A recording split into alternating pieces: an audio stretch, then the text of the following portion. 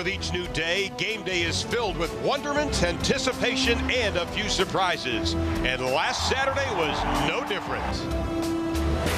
As the offense sputtered, a defensive tackle named Sue put 6 on the board. 30, 20, 10, touchdown Nebraska, Ndamukong Suh. With the game on the line, it was Paul, not Joe, who sent Husker Nation into a frenzy in a matter of seconds.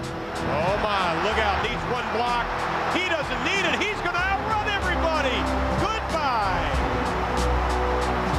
With the run game being grounded, it wasn't Lucky, but Roy who put on a halloo of a show. Outside. Comes inside, what a move, 5, touchdown Nebraska. Tonight the schedule toughens as the vaunted spread of New Mexico State rolls into Lincoln. What surprises are in store for the Huskers? Find out next on FSN.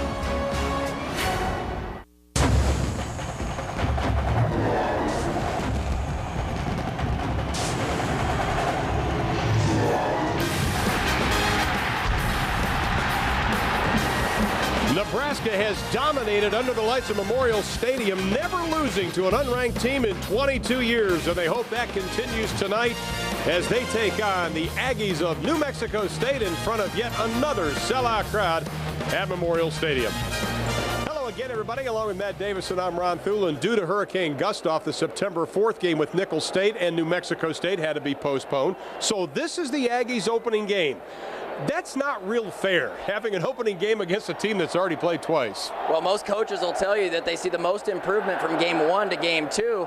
New Mexico State has not played a game yet, and Nebraska is entering game 3. That should be an advantage for Nebraska tonight. Well, let's talk about the advantage Nebraska might have running the football. They are still going to alternate 3 running backs, but the good news is they get tackle Leiden Murtha back. His first start, hasn't played in the first 2 games. That's big.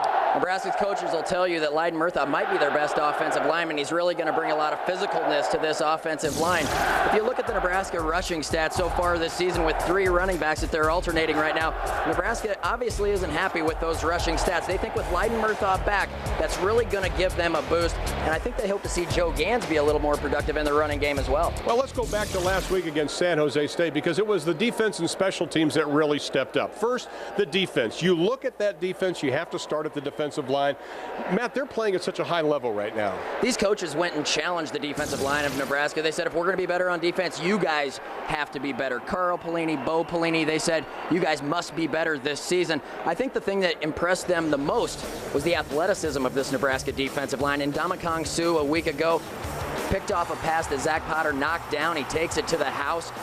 You really see how these guys lost weight in the offseason. They're more athletic. They're able to move their feet much better. How about this pick from Zach Potter a week ago? Only a few feet away from the quarterback. I can't tell you how great a play that is for a defensive lineman. Great hands. These guys have really been the staple of the Nebraska defense so far this season. They hope to carry that into the game today. Well, last week it was nail-biting time in the 4th quarter because the score was just 14-12, a 2-point lead for the Huskers. That's when the special teams took over, and they sparked a 21-point 4th quarter. It was much needed. I don't think anybody thought Nebraska would be in a 14-12 game with San Jose State here at Memorial Stadium, but maybe the key play of the game was on the special teams in that 4th quarter, and it came from Niles Paul. At 14-12, he takes the kickoff and takes it all the way to the house. Niles Paul, the sophomore from Omaha, Nebraska, showing that great blazing speed down the sidelines. Great teams find a way to win games, even when you're not at your best, Ron. Last week it was defense, and it was special teams in Nebraska that really lifted them. Well, the defense is going to have to lift them tonight because they are going to be challenged by Hal Mummy's air raid offense. Now, they've got a quarterback, Chase Holbrook. He's a senior. This guy holds 36 of the 47 offensive records for New Mexico State. Coach is telling us yesterday, Matt, this guy is really good. Oh, he could really play, and if Nebraska doesn't put pressure on him today, it could be a long day for Nebraska's defense. Now, he's not a guy that's going to beat you with his legs, but when he's standing in the pocket and he has time, he will pick you apart. Over 3,800 yards a year ago, 26 touchdowns through the air. Chase Holbrook will play in the NFL someday, and he's looking to have a big day against Nebraska's defense here today, and he has a bunch of wide receivers that are really quick, not great size, but they're really quick in the secondary. Nebraska is going to be challenged today. Well, you know, one of the things they're going to be challenged, obviously, is this air raid defense, but Matt, they've got Missouri, you've got Texas Tech coming up. This is an opportunity to see exactly how good some of those young defensive backs are, and can you get pressure from that front four in a situation like this? The main thing is that you try to get pressure without having to blitz. Now, you will see Nebraska blitz today, no doubt about it. But that front four of Nebraska has to try to get pressure, and if they don't, it will put a lot of pressure on Nebraska's secondary. But isn't it feast or famine with a blitz? At times, they've got to be careful. At times, you can get beat, especially with these wide receivers of New Mexico State. If they catch it, they can make a guy miss and take it all the way to the house. So Nebraska's going to have to be picky and choosy today when they go to blitz. Well, not only do they have kind of a funny defense, they also have, or a funny offense, they've got a funny defense. They play the 3-3-5, which West Virginia has had success doing, but that's a defense that Nebraska can't make it too complicated, right? No, I don't think so. 3-3-5 defense. Most people say, what in the world is that? You're going to see it today some of the time from New Mexico State. They might have 8 or 9 guys at times standing up when the ball is snapped. Nebraska's going to be faced with a bunch of different looks from this defense. It's going to be interesting to see how they react to that. I think Joe Gans has to have a big day today for Nebraska to be successful. Well, Bo Pelini is standing in front of the team in the tunnel. He is ready to bring the Huskers out on the field to see if they can make it 3-0 this year as they take on New Mexico State. Let's join them in the tunnel.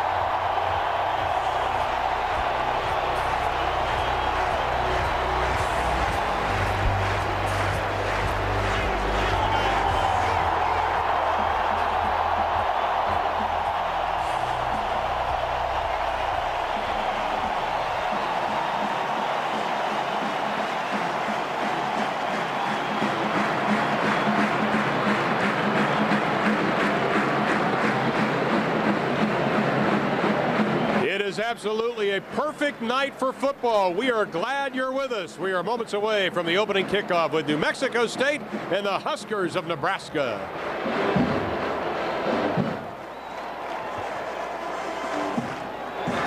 Coin toss was won by New Mexico State.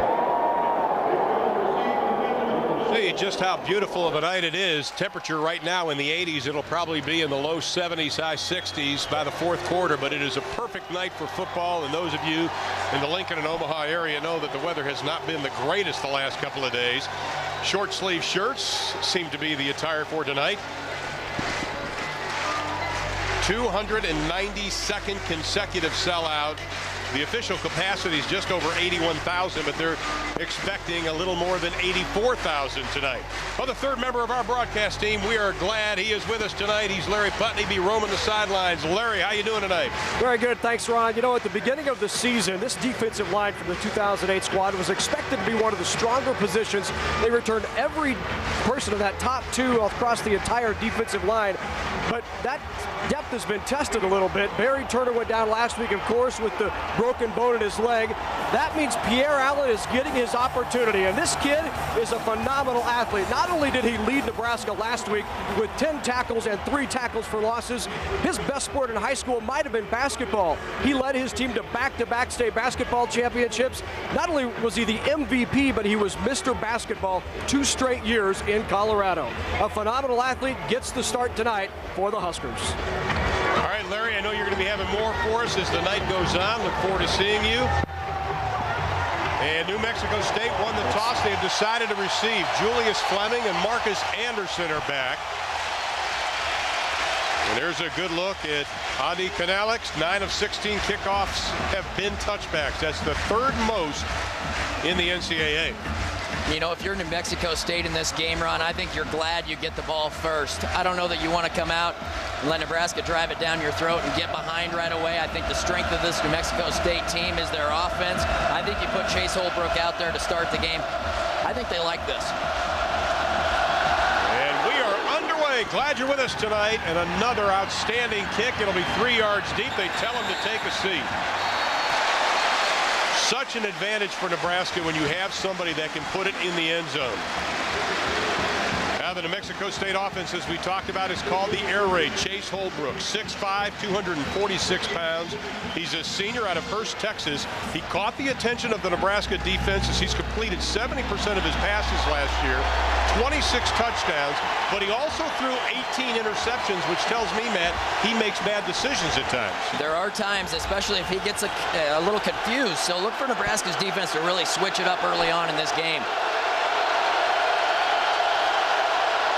A little pump fake. He's looking to go deep. Nobody there. Going down the middle in double coverage. Pass incomplete off the back of Larry Asante, who says, not today. But Larry, you better look because Chris Williams looked like he had a step on him. Chris Williams can really run. Chase Holbrook here was looking for the bubble screen out to the left. He fakes that pass and then was going to go deep down the left sideline to the man that was going to block for the bubble screen. That wasn't there either, so he went deep to Chris Williams. Good coverage there by Larry Asante, staying home in the middle of the football field. Here's an interesting formation. This is what they do differently than the Texas Tech offense of Mike Leach. And they snap it to the halfback. They try a little end around with Marquel Colston. Colston is shoved out of bounds at the 35-yard line. That'll be good for a first down. Let's take a look at this line for the New Mexico State, New Mexico Aggies. 3 sophomores, 2 seniors. Bolin and Gutierrez seem to be the anchors of the line. And the skill position, they really don't have a run game. That was kind of odd. But Harris, Williams, and Neiman, over 180 receptions combined. They are very, very good. 1st and 10 for New Mexico State. Just about 30 seconds gone by here in the opening quarter. Remember, San Jose State, they struck first last week. Holbrook steps up in the pocket, passes complete to Neiman. The official goes down. He picks up about 5 on the play. The Nebraska defense, they need to get 4-man pressure. The line's been outstanding. Ty Steinkuhler, already more tackles than all of last season. The linebackers. Obviously, we have Cody Glenn, Philip Dillard, Tyler Wortman in there, but he goes out on the nickel, and you can't let New Mexico State know where your safeties are. O'Hanlon will start at free safety. Amukamara will start for West at cornerback. 2nd down and about 5. They'll try to run it over the left side. They get a first down with Brandon Perez, who last year was a fullback. This year he's going to be playing a little tailback. Interesting so far for New Mexico State. 2 runs. 2 more runs than we thought. We might see the entire game right here in the first few plays. Quickly, the no-huddle offense. Sometimes they're hurry, sometimes they're not. Either way, Chase Holbrook is going to get them into the play that they want to run. They put a lot of responsibility on this quarterback. 1st and 10. 4-man rush. Holbrook with time. Here comes some pressure. Into the flat pass is complete at the 49-yard line to Chris Williams, the senior out of Rio Rancho, New Mexico. 56 receptions last year. Here's what makes Holbrook so good. Well, when he stands in the pocket, he feels so comfortable. Look how he just moves his feet just enough to give himself time to get rid of the football. That just comes with experience. No interceptions coming into this game. 55 straight passes. They try the run game. This time the D-line of the Huskers up to the challenge. Tony Glenn, the junior out of Lubbock, Texas, averaged over 5 yards a carry last season. He stopped for little or no gain. Cody Glenn already with 17 total tackles this season on the stop. 3rd down, we'll call it 2, Matt. An early 3rd down that might be pretty important in this game. And it is loud. You can see the hand signals by the offensive linemen. 4-man pressure. Holbrook spots up, throws for the first down to the 43-yard line. A.J. Harris on the reception. He's New Mexico State's all-time leading receiver. Cody Glenn was on the coverage.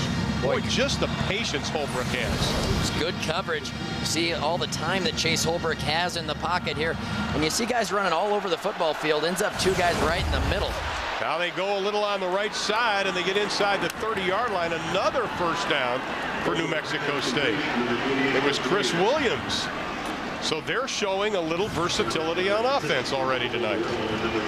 Trying to run it a little misdirection, getting the ball in different guys' hands. That's one thing you hear Coach Mumme talk about, trying to spread the football around to different playmakers. This is the 8th play already of this drive. Played just about 3 minutes.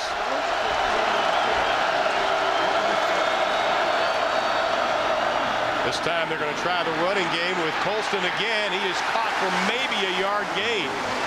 Boy, they like to sometimes snap it to one of the halfbacks and kind of fake you out. Eric Haig kept his position, did a nice job from the cornerback spot. And if Haig doesn't make this play, it's a big gainer for New Mexico State. A little bit of trouble on the handoff there, but out in space. What a good tackle on the open field there by Eric Haig. This is a young offensive line, and so far they're doing a nice job. Can they keep it up? 2nd down and 8. Ball's on the 26. Holston again. Tries to get to the corner. Does. Tiptoes out of bounds. Luke Amara is the one that pushed him out. There is the head coach with his familiar towel around his neck. He's got the little Jerry Tarkanian look working there. Hal Mumme in his 4th year. Originally out of San Antonio, Texas. Began his coaching career as a high school coach in Corpus. First stop at college was Iowa Wesleyan. He went to Valdosta State. From there to Kentucky, Southeast Louisiana, and now New Mexico State. And he's a player's coach. Absolutely. 3rd down and 3.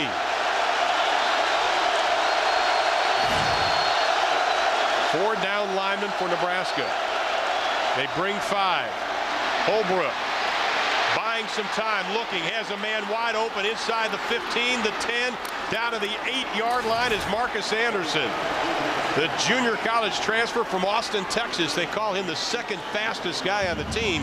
He's a little booger at 5'8", 166. Well, they have a bunch of guys that can really fly on the outside. When you give Chase Holbrook this much time and wide receivers that know how to work while he's working behind the line of scrimmage, look at him sit down right there in the hole. You don't need to go anywhere. No need to run away from a defender if there's nobody right on top of you. And Chase Holbrook's going to find you when you're that wide open. Nebraska not getting the pressure. 1st and goal. Holbrook has some pressure, still completes the pass down to the 3-yard line. That'll be a pickup of about 4 on the play. Holbrook got a whack on that one. At least they got some pressure. Nebraska brings an extra body. Holbrook finds himself with a little pressure. Ty Steinkühler coming in to get the hit on him, but he delivered the football well. He doesn't have, you know, the legs that are going to beat you, Ron, but he can move just enough to find himself enough time. This time the Nebraska defense says absolutely nothing, Mr. Perez. Well, one thing that Nebraska did last week, they did slow the spread when they got inside the red zone, man. Well, that's big averages right there. Look at the difference. Outside Nebraska's 25-yard line, giving up over 6 yards of play. But once they got in the red zone, this Nebraska defense really stiffened up, only at 1.4 yards per play. Now Perez and Glenn in the backfield. 3rd and goal. Looking for the left corner. Now tries the middle. Incomplete. No flag thrown. Good defense, Nebraska, by Matt O'Hanlon. Matt O'Hanlon on the coverage. Chase Holbrook stepped up in the pocket. Had enough time. A little crossing route right over the top of the goal line. Timing was pretty close there. Yeah, it was very close. Watch that left arm, or the right arm. No? I think that was a good play by Matt O'Hanlon. Well, here's where New Mexico State is struggling. They've got all new kickers. This is Kyle Hughes, a freshman out of Columbia, South Carolina. They say he's got a strong leg. This one's blocked! Zach Potter is the one who got the hand on it. 2nd week in a row, Potter comes up with a big play. Outstanding.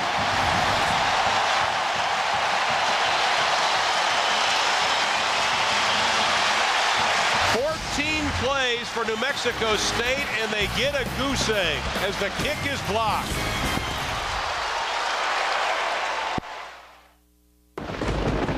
Who has the power to harness energy? University of Nebraska-Lincoln research finds answers to global problems. With leading-edge science, we explore renewable energy, reduce the impact of drought, conserve and protect our natural resources. It's clear the University of Nebraska-Lincoln helps keep the planet green. Now that's the power of red. This is Nebraska. home of champions.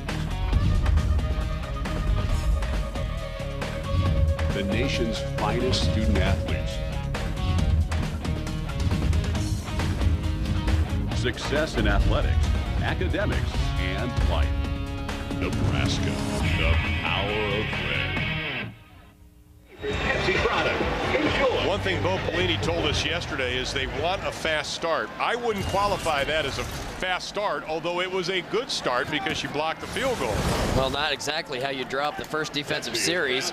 Look at Zach Potter get that big left mid up there. At 6'7", when he jumps, and he was a great basketball player. We talked about the athleticism of this defensive line. And you know what? When you're in a pass rush or when you're trying to block a field goal like that, and you're 6'7", and you've got a vertical that's over 30 inches like Zach Potter, you can really get up there. The senior out of Omaha, Nebraska, Zach Potter. Had the interception last week. He's a former tight end.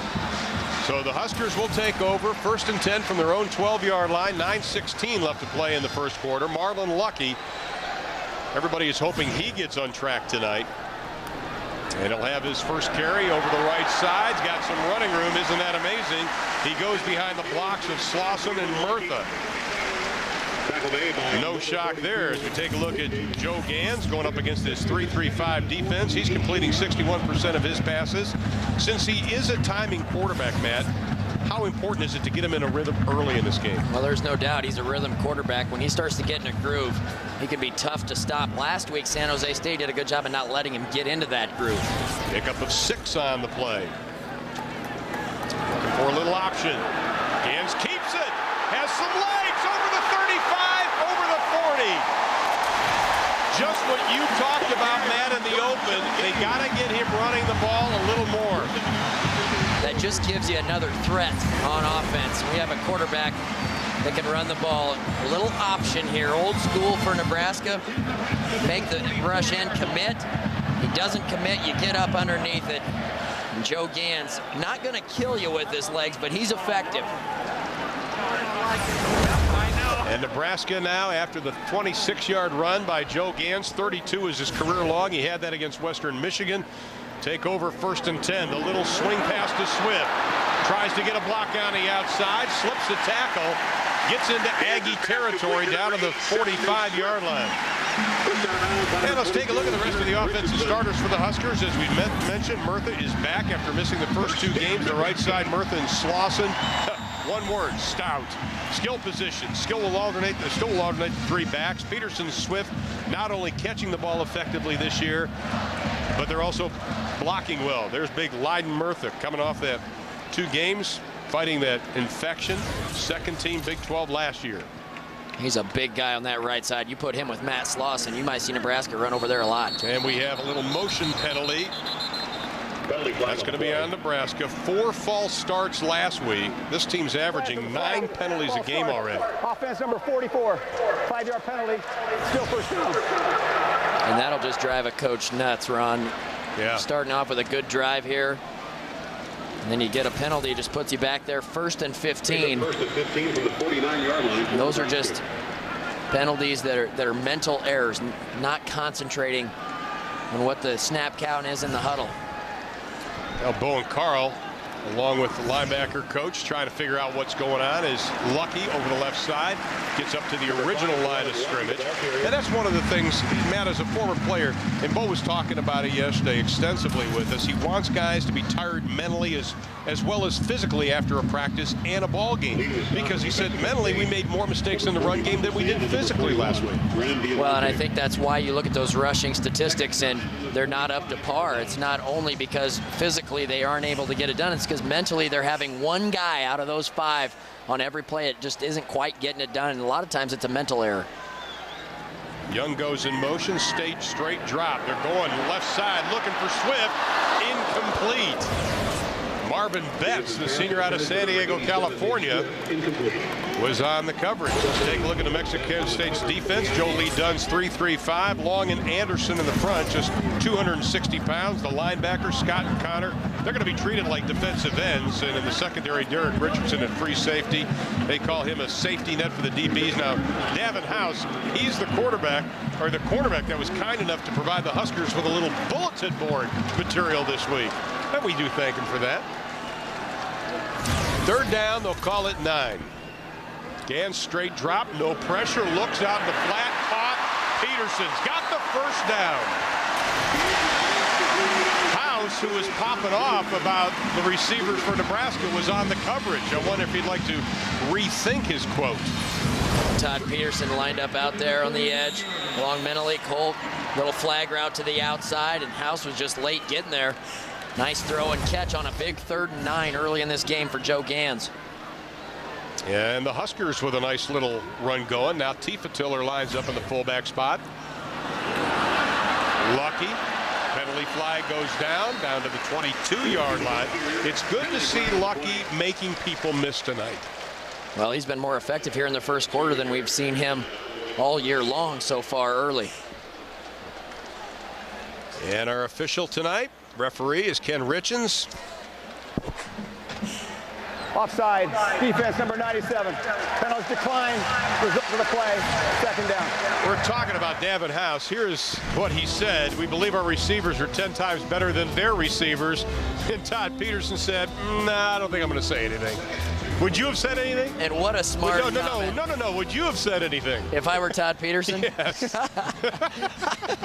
Well, I don't know. I'm much more mature now, Ron, than I was back then. Ladies and gentlemen, you can hear the tap dancing from the booth. Here's Lucky, looks for a block.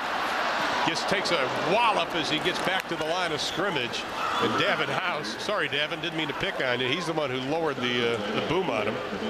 Well, and he was asked the question, as a secondary, do you think you guys are prepared going into this game when Nebraska's already played 2 games? And he said, well, yeah, we're prepared. And you'd expect him to say something that was confident, like, yes, we're prepared. But you wouldn't think he'd follow it up with, we're prepared because our wide receivers are 10 times better than theirs. Yeah, really. Well, that's not exactly the thing to say. 3rd down and just 2. Peterson in motion. Gans looking for Peterson's got him inside the 20's got the first down. Down to the 17-yard line. That's 2 catches, not bad. I can tell you as a wide receiver, though, when somebody says something like that, you might have a little bit more motivation. Todd Peterson with a couple of big 3rd down catches already in this game. Didn't get a lot of yards after catch, as you see, but effective on 3rd and 2. Just get the first down and move the chains. Peterson already 2 catches. He's got 9 on the year. New set of downs for the Huskers. We move inside of 5 minutes of the first. A little mix-up in the backfield. Lucky trying to make chicken salad. Got back to the line of scrimmage. Maybe picked up a half a yard on the play. We talked about the mental mistakes. Is this a misassignment, man? We'll see right in the middle. A little mix-up in the backfield. I think the timing was off on the handoff, and that just allowed the defense to react. It was tough to tell if there was a missed assignment up front, but I think it was miscommunication with Joe Gans and Marlon Lucky. There you take a look at Bo Pelini, very upbeat with us yesterday. He knows this team's coming along. Lucky and Castile now in the backfield. Straight drop. Here comes 5. Gans is hit as he lets go. He is leveled on the play. That was a blitz from Joe Gans' blind side. He just didn't see. Is that Watts? Is that you couldn't see who that was that hit him, but he really lowered the boom on him there, I'll tell you. Looked like Jamar Cotton, number 11. Well, that sets up a 3rd down and 9. Ball's on the 17-yard line. Castile now in the backfield. Joe Lee Dunn yelling instructions to his defense. They bring a bunch. Gans scrambling for his life. Gets to the outside. Throws across his body. Incomplete. Pass defended by Betts. Intended for Peterson. And even though Joe Gans didn't complete that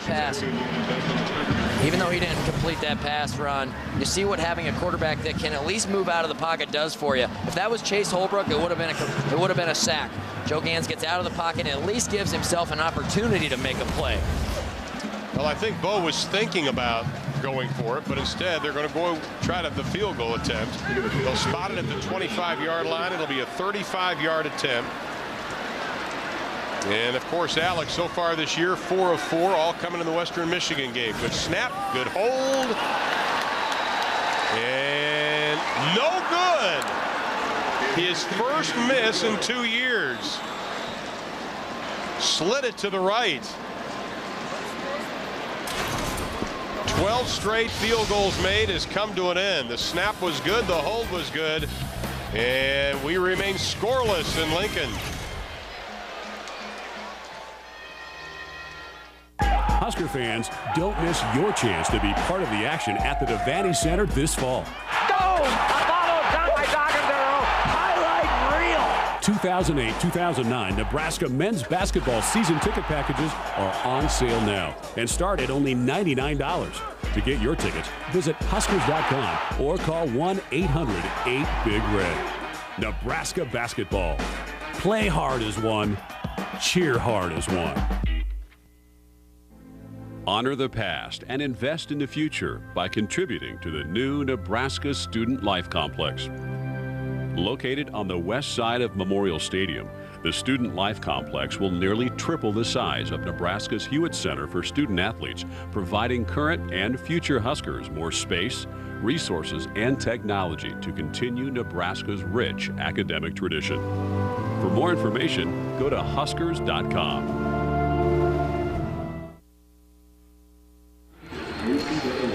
So 4 minutes and 4 seconds left to be played in the opening stanza. Both teams have had impressive drives. Both teams have missed field goal attempts, but the surprise was from Alex Henry, who was 4 for 4 this year, 12 for his last 12. Well, he's a really good kicker, and you'd expect him to knock this one right through the uprights. Something went wrong there because he missed that one by 20 feet to the right, and he was right in the middle of the football field. He wasn't even on a hash. I don't expect to see that again out of Alex Henry. He's one of the really good weapons for Nebraska in the special teams game. Well, as soon as he hit it, he turned. He knew it was gone. It was not any good. Well, here the high potent offense of New Mexico State. Their opening drive covered 14 plays, 77 yards.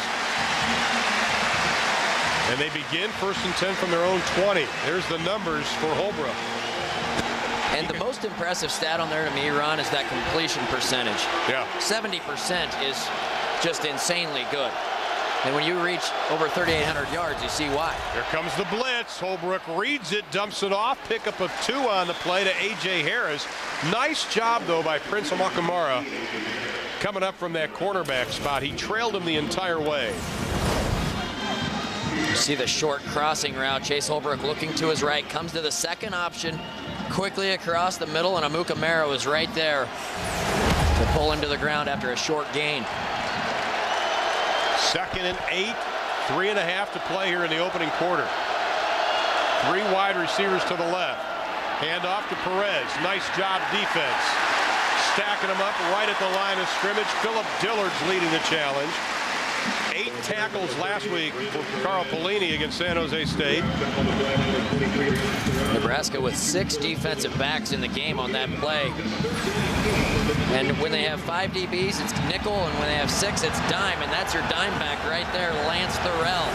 And even though he didn't clean it up, he slowed him down enough and allowed Philip Dillard to come in and finish him. A lot better tackling on that play than we saw last week. 3rd down and 8.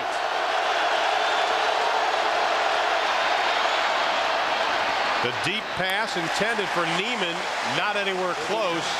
Armando Murillo is with him step for step, and the defense steps up and stops him. Holds him to just 2 yards on that possession. Much better. One of the things the Pelini's talked to this defense about was trying to get 50% of the time get a 3 and out this week. They really harped on that all week long. They said they practiced well and they expected them to play well defensively. Now Kyle Hughes is once again the freshman out of Columbia, South Carolina, who's been sick the last couple of weeks. He's lost 17 pounds. He's set to kick it away, and the left footer gets a good one. Peterson.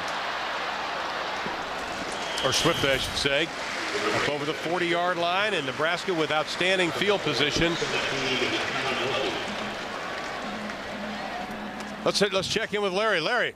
Well, thanks, Ron. You know, we talked to Bo and Carl yesterday, and the goal of this defense this week, they made a point of it. They want 3 and outs. Last week, they didn't think there was enough urgency on defense, so they made a point. 50% 3 and outs for the game.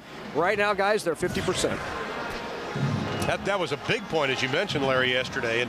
And you know, talking to Carl and about this offense, and he was, you know, a lot of people make a lot up about Mike Leach's offense, and Mike actually got it from Al Mummy, who got it from Lavelle Edwards.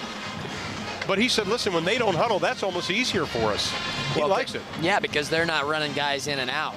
If teams are huddling and they're running 4, 5, 6 guys on and off the field, you have to match your defensive personnel against what the offense is putting out there.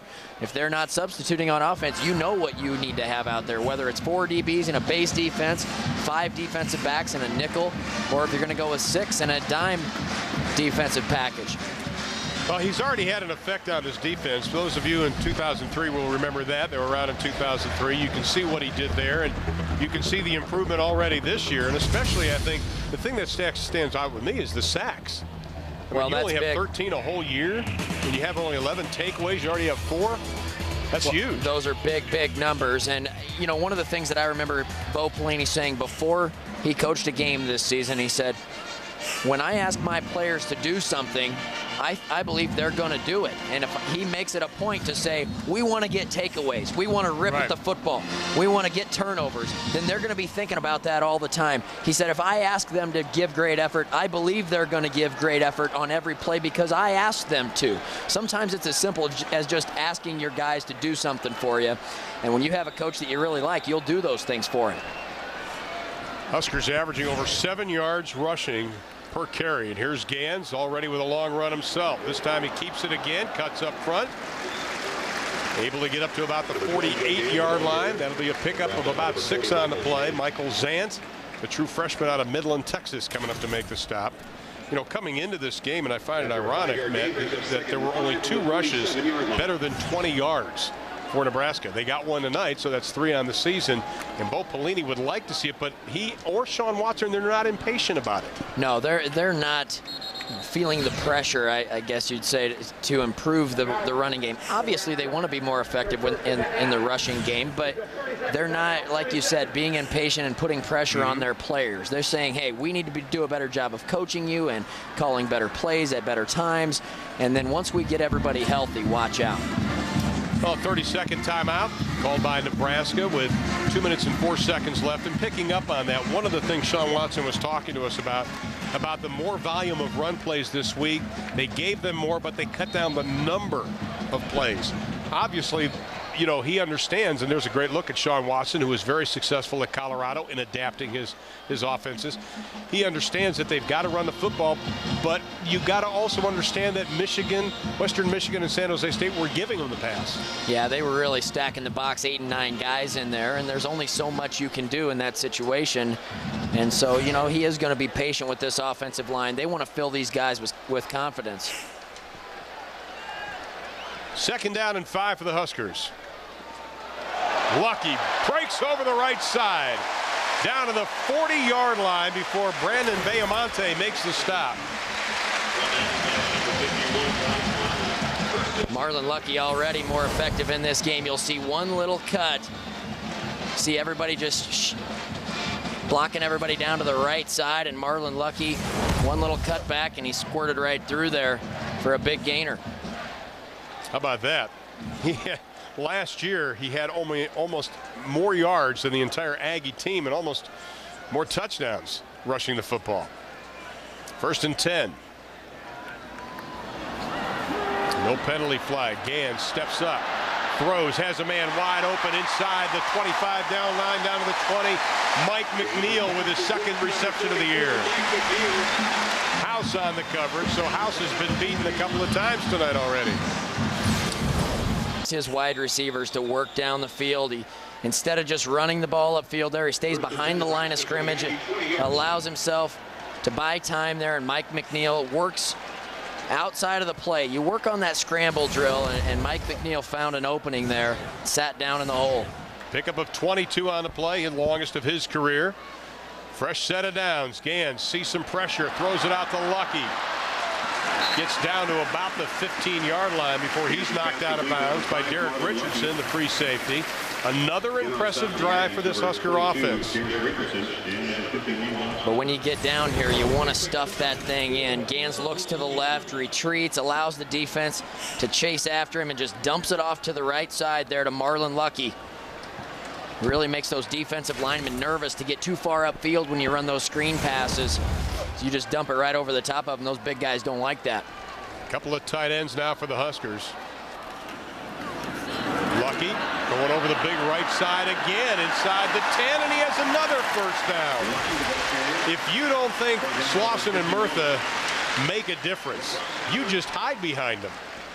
Two pretty big bodies over there, and you've seen Nebraska early in this first quarter really try to run over that right side. They put a tackle over there too with Young, and look at just mowing people down the field.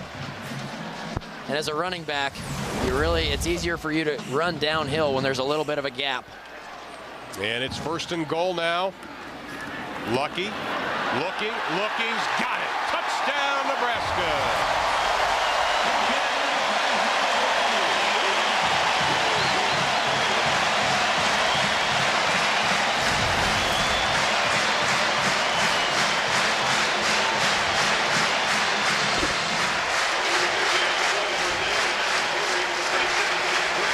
Lucky's 3rd rushing touchdown of the year. Once again, making people miss and being very patient running the football. And an impressive drive there for Nebraska. Getting down there the first time, missing a field goal, getting it back, driving it right down again, and sticking it in there and taking a 7-0 lead. And the extra point is good. 6 for 6 on the year. Good drive for the Huskers. 6 plays, 58 yards, used just over 2 minutes and 20 seconds. And Nebraska is first to strike. Good job by this offensive line. You see Mike Huff from the left guard position pull around there. Marlon Lucky actually puts his left hand on Huff's back and just reads that block, cuts around him to the outside, in there for the touchdown. As a player, do you think Marlon Lucky was a little frustrated over the 3 running back system? Because I talked to Roy Hello yesterday. He and Quentin Castile both told me yesterday, no, we're just glad we're all playing. But do you think Marlon Lucky, who had such a great year last year, would be frustrated? I don't think so, especially early in the year. And he knows when talking to Sean Watson that he's going to get his touches. I don't think he needs to worry about that. He's still really, when it comes down to it, the #1 back.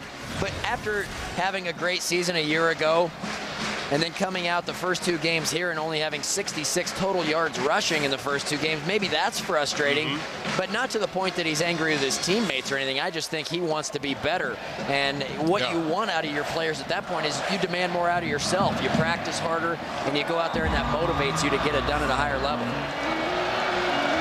Well, that got the crowd of 84,000 plus excited. 13 seconds left here in the opening quarter. Each team's had the ball twice here in the opening stanza. Anderson and Williams back. It's going to be Anderson. A little razzle-dazzle, little handoff over to Williams now. Nebraska doesn't buy it. He gets to the 21-yard line. O'Hanlon coming up to make the stop. We told you that Hal Mummy's has got a bag of tricks. That was just an odd play. You see him run up and just hand it off, and then another handoff. So watch for that later in the game if New Mexico State receives another kickoff, if they just don't give it to him. I think that when they decided to do that Williams was the bottle cap and Anderson was a piece of paper when they designed it out there. I think. I may be wrong. Final 7 seconds here of the quarter. Colston in the backfield. Holbrook looks to put it up. Down the middle, overthrows his intended receiver, Anderson. And that should do it here in quarter number 1. That one just got away from Holbrook. Yeah. Chase Holbrook and company, they put up some yardage. They put up 80 yards in the ball game, but they missed a field goal after having it blocked. Nebraska misses a field goal, but then Marlon Lucky puts them on the board. stand. Valentino is proud to be the official pizza of the Huskers. And welcome back to Memorial Stadium, along with Ron Thulin and Matt Davis, and I'm Larry Putney. The Huskers on top of the Aggies, 7-0 as we head toward the second quarter. Joining me now is former Husker Lombardi Trophy winner and won 3 national championships in 4 years, Grant Wistrom. Great to have you back. When you were introduced at the beginning, inducted into the Nebraska Hall of Fame, you threw the bones, the place went nuts. What was that like for you to be back here at Memorial Stadium and hear that? It's always great to come back to Nebraska. I spent 4 of the best years of my life here, and anytime you get to walk on the field at Memorial Stadium is a good time, a good day. I know you're very proud of your black shirt tradition. It disappeared for a couple of years. What do you think about the direction they're headed in now? You know what? I'm excited about it. The last few years they've struggled, and to me it's not about wins and losses. It's just seeing a team out there playing hard and playing together, and I think Coach Pelini's definitely got that attitude. Any business takes on the attitude of its leader, and he's definitely a fiery personality and type of guy, and the guys are going to play harder. I'm excited about that. Something else that didn't disappear, but there was certainly a de-emphasis, was on the walk-on program. And I know when you were a player, you always talked about how those guys set the tempo. Talk about the reemergence of this walk-on program here. It's not going to do anything but help this program. I mean, we went out there, you had guys that had opportunities to play college football at other schools, but they walked on at Nebraska because they lived and died for the Cornhuskers. And every Saturday, every Monday through Friday was their Saturday, and they went out there and worked hard every Saturday and made us better. And that's why we went out there and won so many games on Saturday afternoon. Grant, great to see you back at Memorial Stadium. Good to be here, Larry. Thanks. You talk about passion. He played with it, Matt. Oh, my goodness. One of the best Huskers to ever live. And he played with as much or more passion than anybody ever has wearing that uniform. Anderson goes in motion, 2nd and 10. Keep it on the ground. Wes Neiman, a little razzle and very little dazzle. Pierre Allen on the stop. Of course, he's starting for Barry Turner out. We wish Barry the very, very best. Was having an outstanding year in the first couple of games. Pierre Allen says, I'm ready to step in and do it. Comes up with 10 tackles last week. Well, Larry talked about his athleticism, and the thing is, he's going to have to play more downs now than he's ever played. So Nebraska becomes a little bit thin at that rush in position. So their conditioning is going to be ultra important the rest of the year. 3rd down. New Mexico State 2 of 4. Here comes the blitz. Holbrook has to let it fly. That pass is up for grabs, and they come down with it. Chris Williams, an outstanding job. And give Chase Holbrook credit for standing there in the face of danger, because he's about to get lit up on the blitz, and he just throws it up there, and little Chris Williams goes up and comes down with it on a big 3rd down conversion for the Aggies. Chris Williams, the senior out of Rio Rancho, New Mexico. Played only 8 games last year. Didn't play the last 5 because of a shoulder injury. Still had 56 receptions. 1st and 10. Rushes 4 guys. Holbrook has time. Now he just slides. You talked about his not lack of running ability, but the fact he doesn't do it a whole lot. We saw it there. Smart move, though, for the senior. I'm a little shocked he ran the wishbone in high school. At LD Bell in Dallas, outside of Dallas, Fort Worth. But here he's just trying to get back to the line of scrimmage and not take a big loss. No gain on the play. 2nd and 10. Neiman and Colston now in the backfield. They'll move people all over the place. Anderson in motion. Holbrook going deep down the right side. There's a red jersey there. Intercepted by Murillo. He's got a convoy in front of him. Down at the 20-yard line. 55 yards on the return.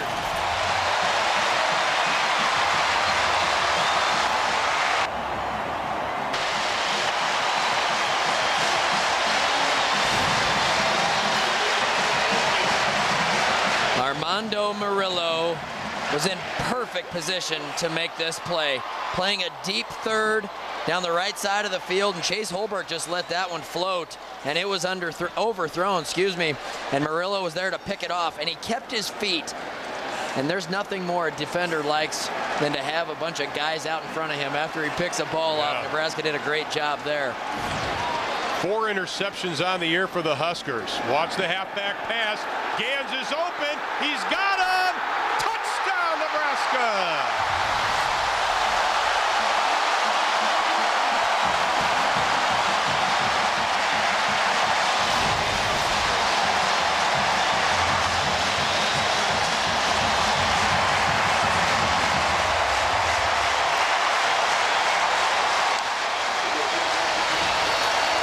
Joe Gans was wide open on this. Well, college football is a game of momentum, and Nebraska had it after the interception, and why not try to deliver a knockout punch? We might have seen a little of that in practice this week, Ron. And the extra point is good. That's Lucky's third touchdown pass in Nebraska history. And Joe Gans has a reception for a touchdown. And the Huskers lead it 14-0.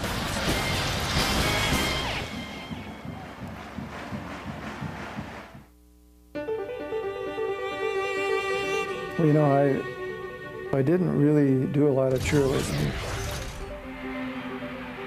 And I was usually on the sideline with headphones.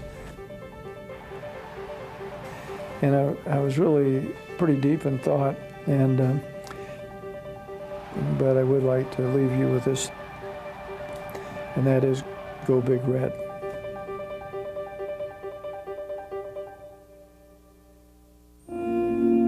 For technology to advance as rapidly as it has, technology education must advance even faster. The University of Nebraska has built an institute that will impress even the world's most sophisticated technology-based companies. Because the world's most sophisticated technology-based companies help design the curriculum.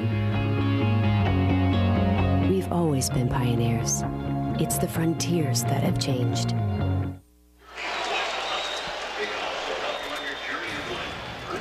You talk about having an even dose of running and passing. 75 yards rushing, 78 yards passing.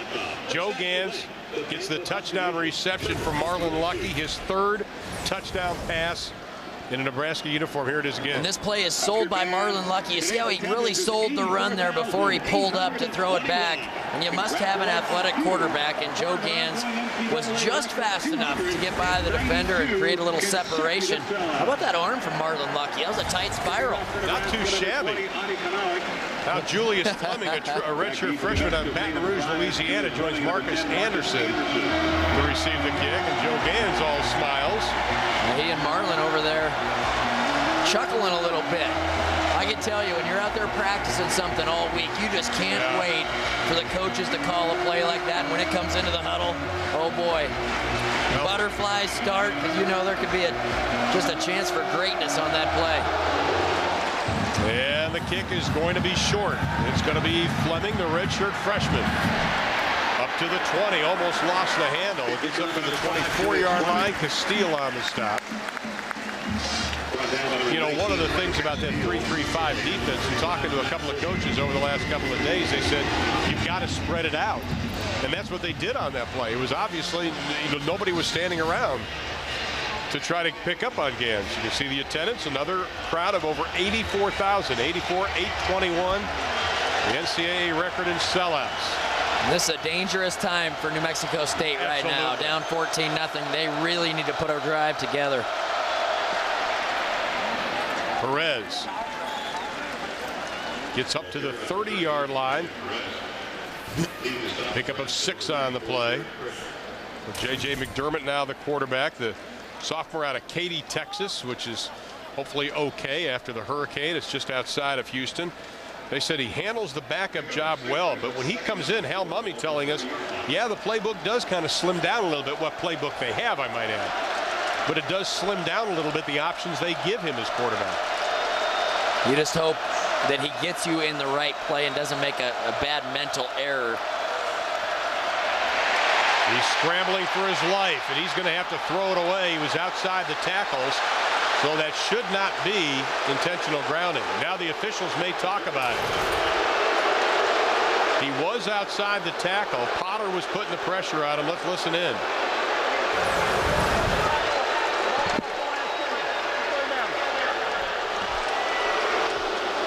It looked like he was outside the tackle box. And yet you have to get the ball back to the line of scrimmage, and I think he did that. Yeah. And that's what our referee, Mr. Richens, just said. And Hal Mummy's squad facing 3rd and 4.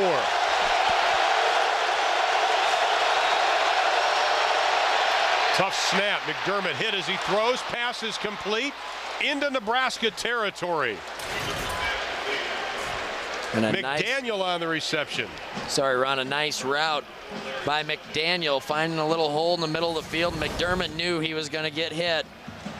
Oh, yeah, a little stop and go right in the middle of the field. Got Philip Dillard to bite on the stop. Nice route from McDaniel. And it's a fresh set of downs. So McDermott doing a nice job. 1st and 10 from the 49. The quick look in.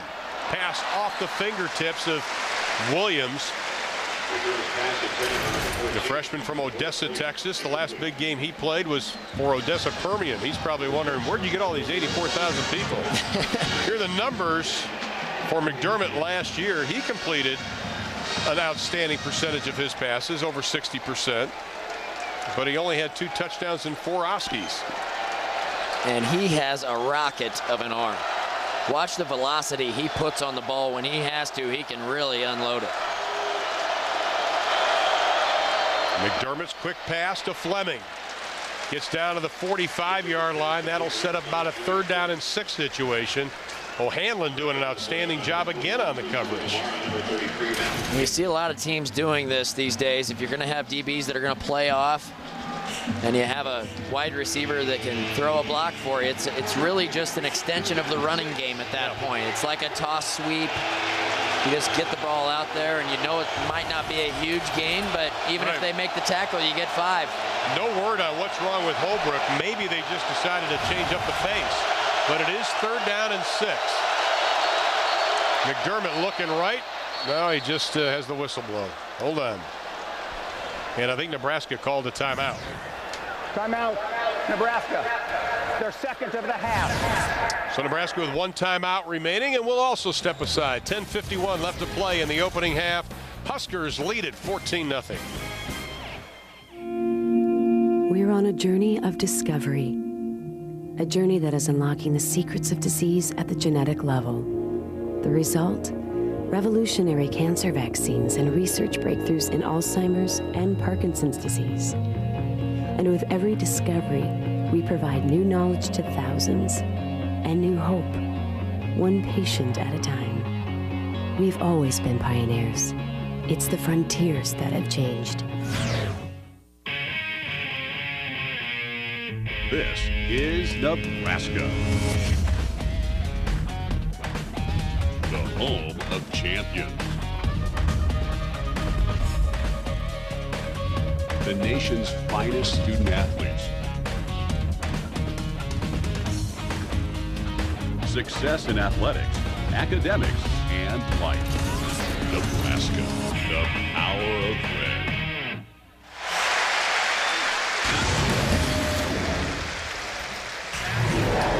Just an absolutely gorgeous night in Lincoln, Nebraska. Crowd of 84,000 not only enjoying the weather, also enjoying the game as Nebraska leads it 14-0. Well, this is not a good sign. Pierre Allen is limping towards the locker room. Now the backup is Clayton Sievers. He was backing up both defensive ends. Cameron Meredith, the freshman from Santa Ana, California, was expected to see playing time. A position they thought was deep. Not so much now. That is one of the worst things that could have happened for this Nebraska defense right there, because after you have one go down, you go, okay, well, we can fill that spot. But you have 2 go down, and you become really thin really fast. Clayton Sievers is going to have to play a lot. And McDermott on 3rd and 6. Here comes the pressure. Gets away from it, takes a slide, but he will be short of the 1st down. Philip Dillard was ready to clock in with him. Zach Potter there. But he will be short, and now New Mexico State will be forced to kick it away. McDermott's making sure the elbow's there so that bend don't break defense of Carl Pelini that time. Nate Swift standing back on his 10-yard line. Tell you what, that's the luxury of being a head coach and coordinating the defense with your brother Carl. Yeah. If you're Bo Pelini, you see something you don't like, it's a big 3rd down, you call timeout. That's exactly right. And then you come back and you get in a position where you're able to make a play and you force them to punt it. So a good use of the timeout there if Bo felt like they were in a vulnerable situation on defense. Well, New Mexico State just let the play clock go down. They're going to take the penalty. The delay of game. That'll back him up 4 yards. Hughes is set to kick it away. His first punt was 40 yards. That ball, delay game offense. 5-yard penalty, still 4th down. And they'll try it again. Nate Swift coming into this game had 2 punt returns for 11 yards. He is standing back on his 10-yard line. Swift having an outstanding senior year out of Hutchinson, Minnesota.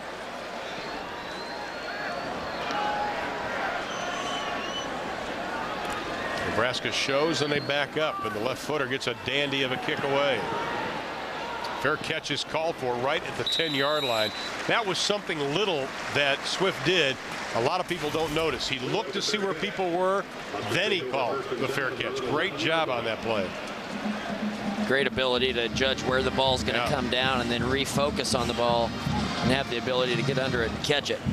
Well, it's been a pretty good game so far for Marlon Lucky. In that first quarter, he was outstanding. Of course, he's got a rushing touchdown, a throwing touchdown, and you can see what he came in as far as the season numbers and what he's done tonight. Having Leiden Murthaugh back has to help, although Murthaugh now on the sidelines for this drive.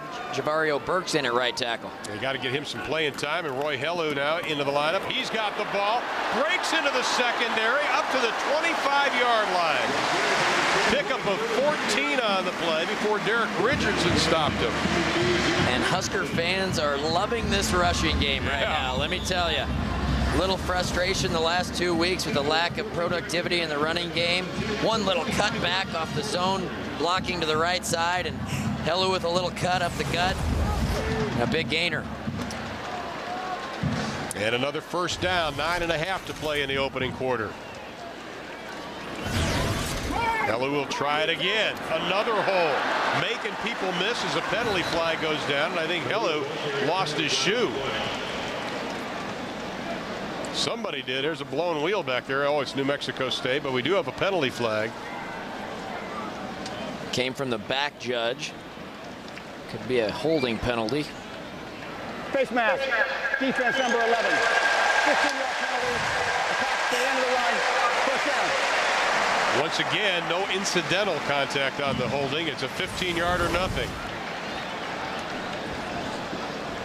See where it happens, right in the middle of the screen. You'll see it. Right there.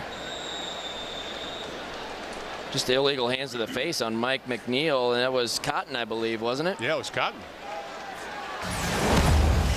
So first down and 10. Ball now on their own 47-yard line. Swift wide to the left. Little play fake. Gans into the flat to Tiefentiller. Or to Tiefentiller. He gets up over the 45, down to the 43-yard line. That'll be close to a first down. His first catch of the year. Nick Hayden on the stop. Tiefentiller back in the lineup.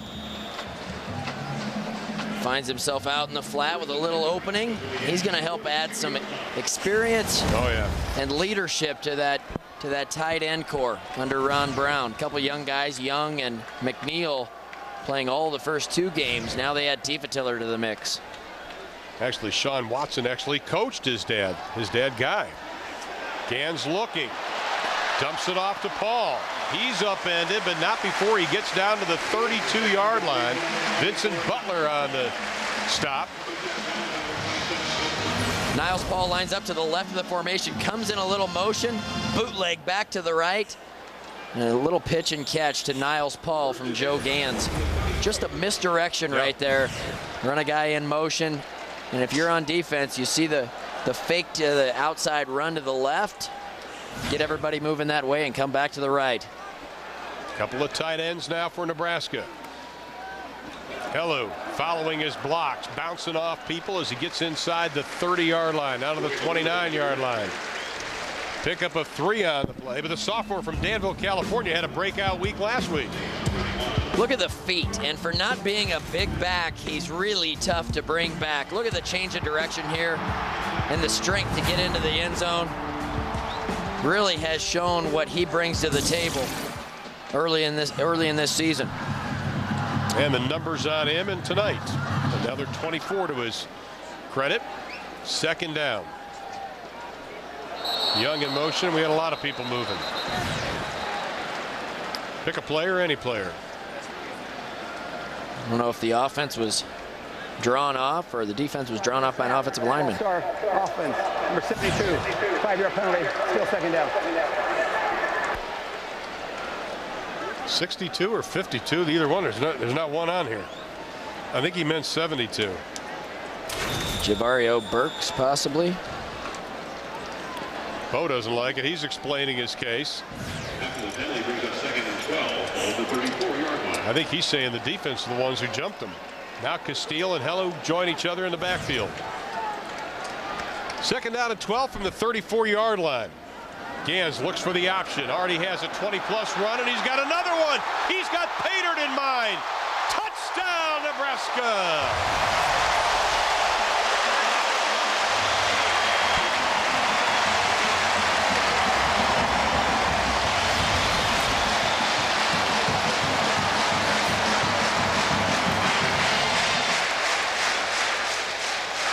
.33 yards, a career best for Joe Gans.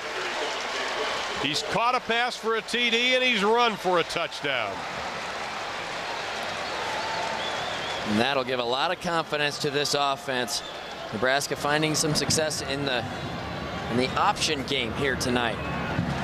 Henry remains perfect in a couple of years, kicking extra points. Over 220 yards offense already for the Huskers here in the opening half. You'll see the great vision that Joe Gans shows on this play. Once he decides to go north and south, gets down the line of scrimmage, has his pitch man out there, Halou, and you see just the little gap getting upfield and then cutting back right there across the grain, and then the dive into the end zone, taking on the contact of Devon House. You know, when you look at what they're doing running the football right now, I think you have to go to that 3-3-5 defense, because talking to some coaches today, one of them said what they try to do is screw up your blocking assignments. And one of the things that Sean Watson told us yesterday, we're not going to make this complicated as far as blocking assignments. And that 3-3-5, that opens up your guards just to shoot right at the linebackers. And if you hit it right, you have a chance for a big play. Absolutely. It gives you the chance to hit a big one just about any time. They're just trying to really confuse everybody. And Joe Gans, once he finds this little seam to get upfield right there, and then the little cut back to the middle, and look, there's about 7 defenders around him there as he goes into the end zone, but none of them were in the right position to make a play. Some of that is because in a 3-3-5, they're kind of roaming people around, and usually there's somewhat of a monster back who's usually a safety who kind of goes anywhere he wants and tries to just confuse the offense and confuse the quarterback. That time Nebraska caught them running the option into a defense that they weren't prepared to see an option play, and Joe Gans made them pay. And what did Jolie Dunn tell us on Wednesday? We cannot let him get to the outside. I mean, that was the voice. We said, Coach, what is the worst case scenario? We cannot allow Joe Gans to get outside. And he's done it twice already tonight. In fact, Gans has 3 rushes for 64 yards. Not bad. 21 yards a carry. That'd work. And 21-0 in a running game that's been impressive to this crowd here tonight. Nebraska fans are feeling pretty good. 133 yards rushing the football already tonight. Came in averaging just over 91 yards running. Another short kick. It's going to be Anderson from about the 2. He gets to the outside, crosses the 30. They run him out of bounds at the 33-yard lines. 32 yards on the return. Larry, what do you got on Pierre Allen? Is he going to be able to come back in? Well, guys, this is potentially devastating news for this Husker defense. Pierre Allen has gone into the locker room for x-rays on his foot. I asked about a possible return. Kind of got a wry smile and said very doubtful. You might notice now in the game with the defensive ends, Cameron Meredith as well as Clayton Sievers. These are the guys they're going to have to develop if something happened to Pierre. Now, Cameron Meredith, the true freshman out of Santa Ana, California, played for a very prestigious high school, and the coaches said he has already played in a very disciplined and high system. So they didn't have any worries about him coming in and playing. No, and they really liked his maturity. You know, he went to Mater Dei High School out there in California and played in a really structured defensive system out there, and so they felt like he was going to be able to absorb everything that it took to take the scheme in. And when they came to Cameron Meredith and said, hey, you know, you want to play? You know, you're ready to play? And he said, absolutely, I'm ready. Well, you look at Clayton Sievers there, the senior out of Elkhorn, Nebraska, and just watching him the last couple of years, Matt, I get the feeling that this is one of the blue-collar guys. This is the guy that just comes, brings his lunch pail, and the guys that Carl Pelini and Bo Pelini really like having on part of their team. Some guy that they know they can count on, and he's just going to come and do the job. Right, and you know, he's a Nebraska guy, blue-collar, like you said, and he's going to come every day to practice and really bring it. You know what you're going to get out of him, that great effort. Maybe a little bit of a drop-off in athleticism, which we talked about at the top, but Clayton Sievers is going to play hard every single play he's out there on the football field. Well, New Mexico State was 7:04 trailing in the second quarter, trailing 21-0. They take over 1st and 10 on their own 33-yard line. Chase Holbrook is back in the lineup, and Bo continues to plead his case on the far side of the field. I don't know if I'd want to be the official over there on the Nebraska sideline. Well, this is the officiating crew I was assigned to in July at the big officials conference, and I had to hang around these guys for 2 days. These guys take it very seriously, I can tell you that. How do you get invited to all these things? Everybody was. I don't get invited to these things. You go down there, hang out with all the big wigs. Man.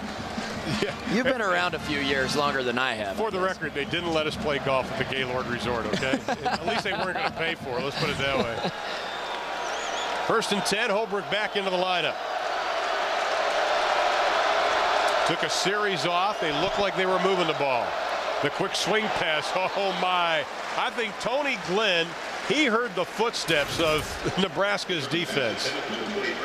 Lance Thurell was out there in coverage. I don't really know what the design of this play was supposed to be. Chase Holbrook just kind of lobs it out there. Lance Thurell was right there to make the play if Glenn had been able to catch it. I think Lance was kind of getting a little snicker on his face, wasn't he? He thinks he had a free hit. Now they go from over center instead of the shotgun. Haven't seen that. Try the left side with Colston. The coaches, you mentioned it a few moments ago, Matt, were very concerned about their tackling, and Bo Pelini said that they took it on themselves as coaches to push them a little bit more. Like I said, it's sometimes just asking them to do a better job, you know, and demanding in practice that they go out there and make it an emphasis. Wrap up. Oh, the quick pitch. Incomplete. That was close to being a lateral. A.J. Harris, and Mukamara was right there. Harris was the intended receiver. I don't think anybody was set. That brings up a 4th down and 6, and we've got an Aggie down on the field. Quick snap there by New Mexico State. Nebraska's defense not at all set. Luckily, Prince Amukamara was set and in position to be out there and make a play. He closes quickly.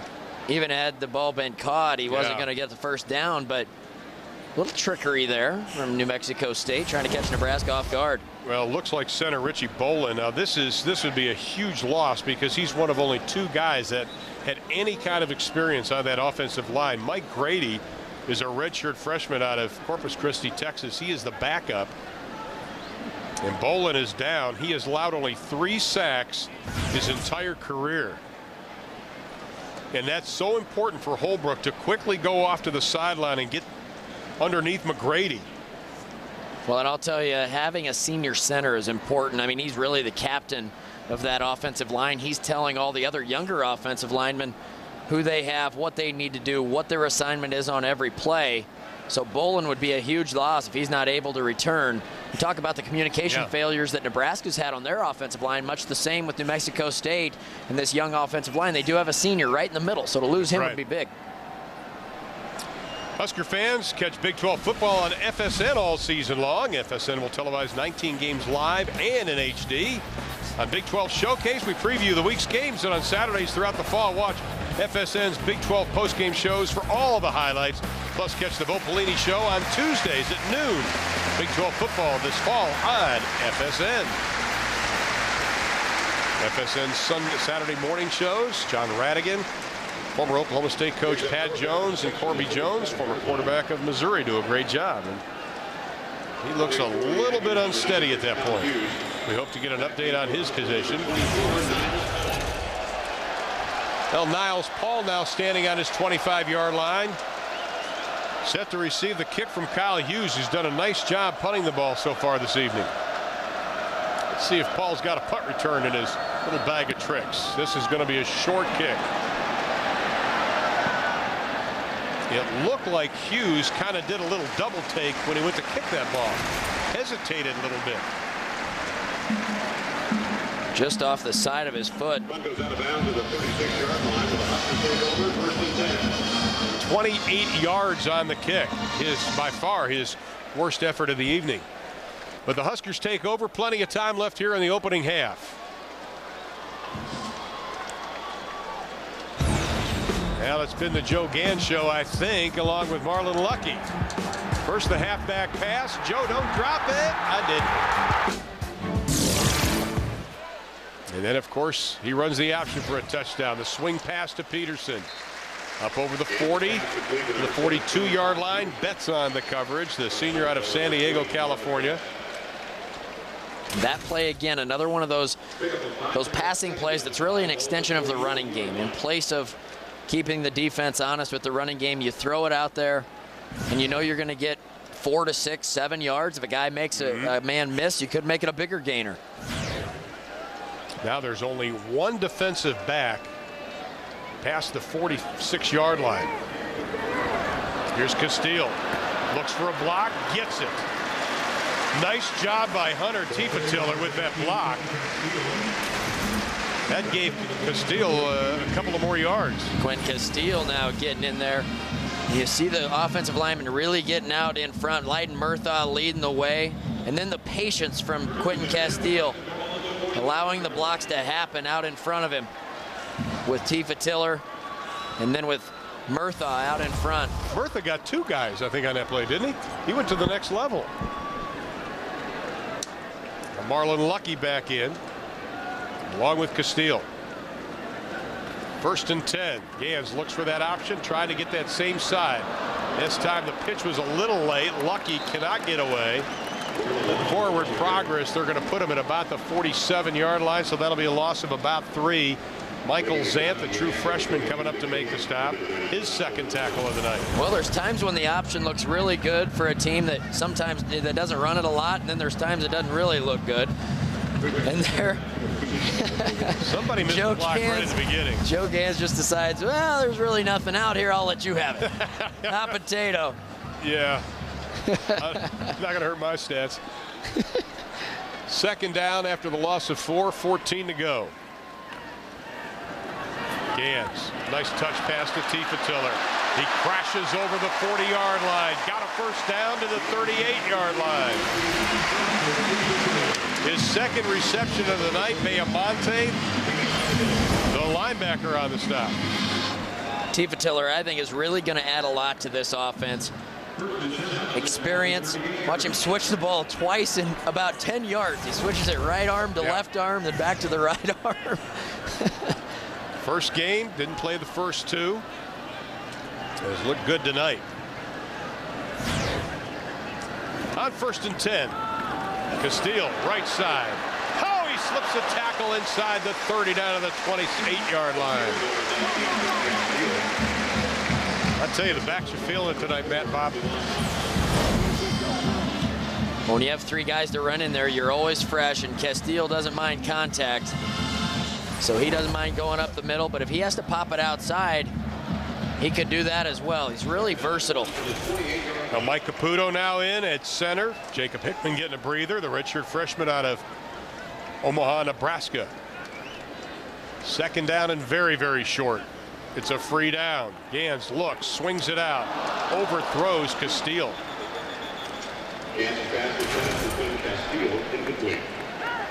Pressure that time from New Mexico State. Joe Gans had to get rid of it quick, and he kind of had to guess as to how far Castile was going to get out there. And just overthrew him by a couple of yards. Now a 3rd and short, and this is where you have to be able to line it up and mow somebody over.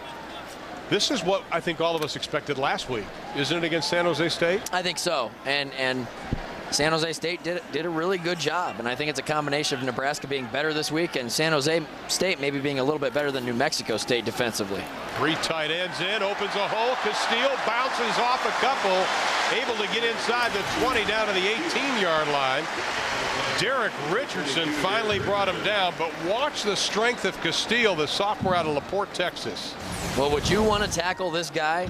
Watch him lower the boom here. Bam! Just pretty much runs him over. Lower the pad level there.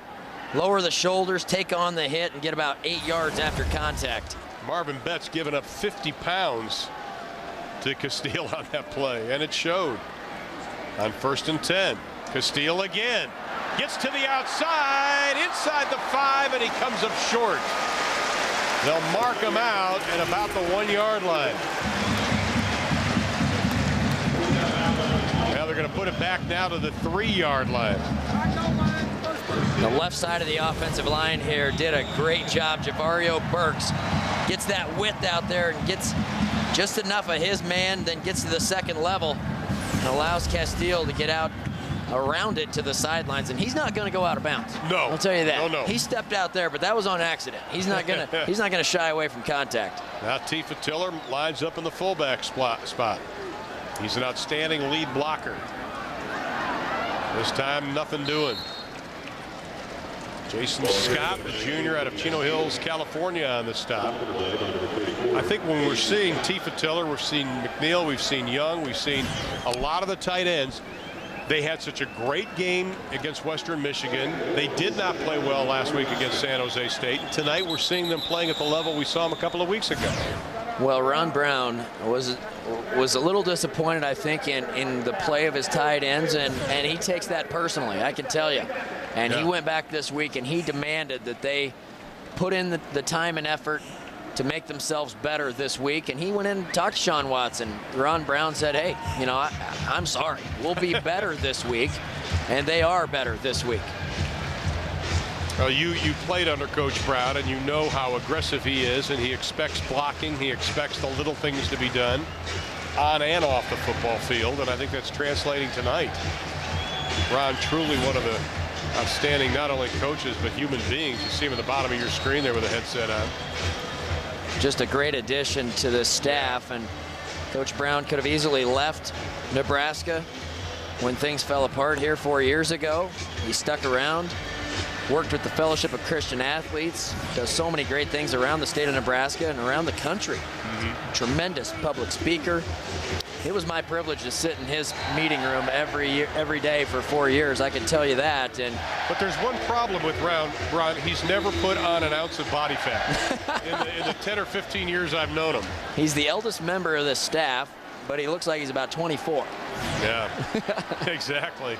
2nd down and goal to go. It's inside the 5, and we want to send our best to Ron Brown's wife, whose father is extremely ill out in California, and our thoughts and prayers obviously are with you. And we've checked with Coach Brown yesterday, and it's weighed heavily on him, but because of his faith, he's standing tall. Well, no group of players on this team will play harder than the kids that play for him. Those tight ends will work their tails off every day because he demands it, and you know what? Because they want to, for him. Absolutely. 3rd down and goal. It's on the 4-yard line. Helen is going to be stopped short again. Derek Richardson doing a nice job stopping the run.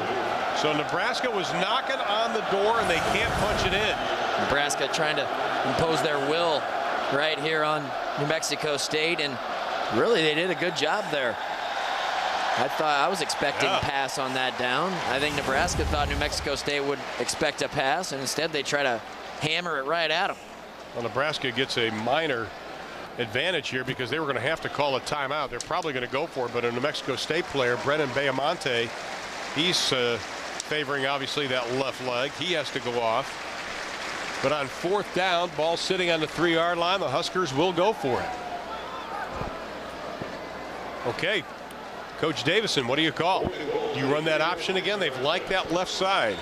I run a bootleg with Joe Gans. Get him out of the pocket. Let him have the option of running or passing the ball. Mike McNeil is the tight end on the left side. Tifa Tiller in the backfield. Hello behind him. They run the option. Gans. Oh my goodness, he's going to be dragged down by Jason Scott at the 3-yard line. A nice defensive play by the junior.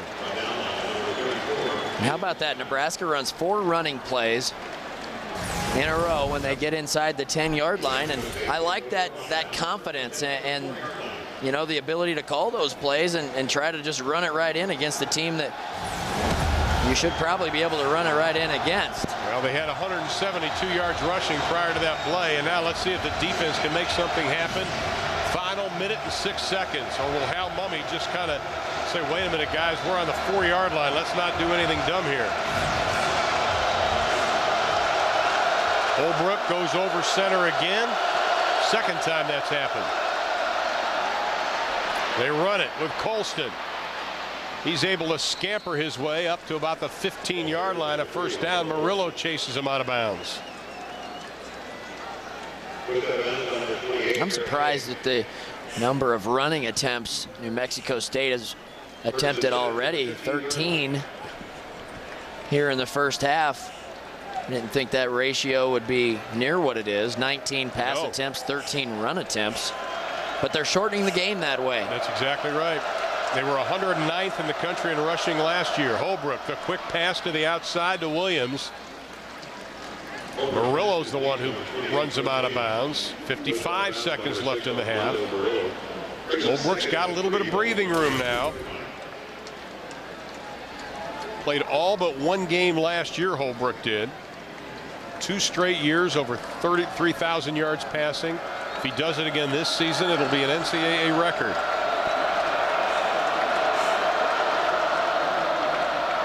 A little stop by Colston, and he's going to be swarmed over by the Nebraska defense. That'll bring up a 3rd down and about 2. Dominican Sue on the stop. First time we called his name tonight. Sue, another one of those D linemen that trimmed up a little bit, but is just a bull inside. I mean, he is so strong. Oh, yeah. Each team with a timeout. Final 30 seconds. Floating the pass to the sideline, complete to A.J. Harris. Was that blown coverage? Because O'Hanlon tried to cover it up from the safety spot. It had to be.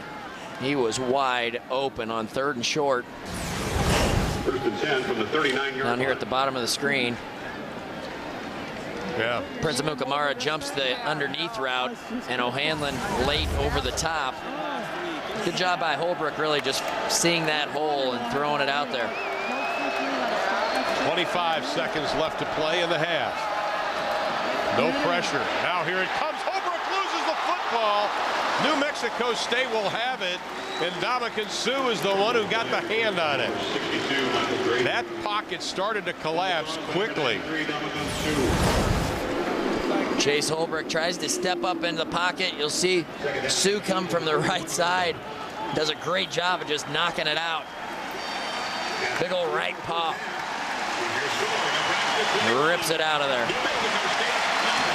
And that'll be the last play of the opening half. So the Huskers and the Aggies, they both missed field goals on their opening drives, but then the Huskers answer with 21 points. They've got 292 total yards, 163 for New Mexico State. A good all-around effort by both the Nebraska offense and the defense, especially rushing the football. The Huskers, 172 yards rushing. Let's send it down to Larry with Coach Bo. Well, Coach, you wanted the defense to play with more urgency this game. Are you getting that? Yeah, I think so. We started slow. We made a couple mistakes early. They kind of gave us a couple formations that we weren't quite ready for, but that we hadn't talked about. But we adjusted well, and the kids are playing hard, and I like what I'm seeing. Pierre Allen, any update? He's okay. The X-rays are negative, but he's just he's got some soft tissue damage in there. We're trying to figure out if we can tape it up and see if he can come back. Thanks, Bo. Thank you, guys. All right, Coach Pelini heads to the locker room. His team is up 21-0. Second half activities coming up from Lincoln, Nebraska.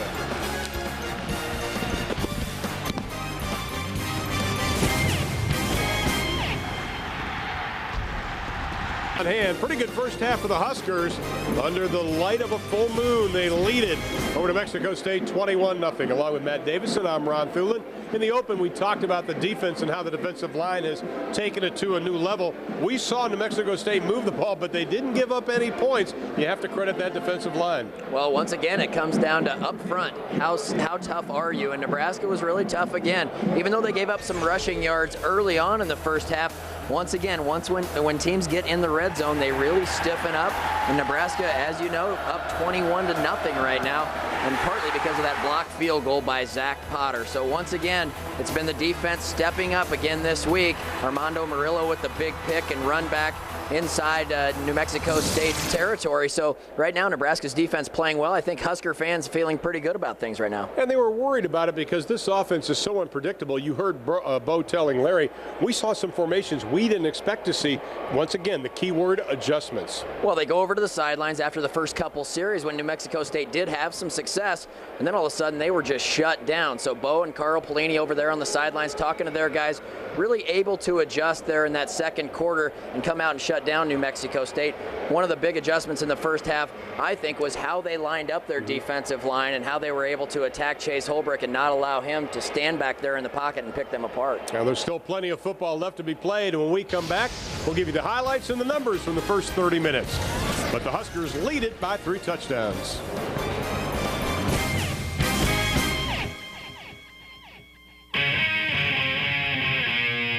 This is Nebraska, the home of champions, the nation's finest student athletes, success in athletics, academics, and life. Nebraska, the power of red.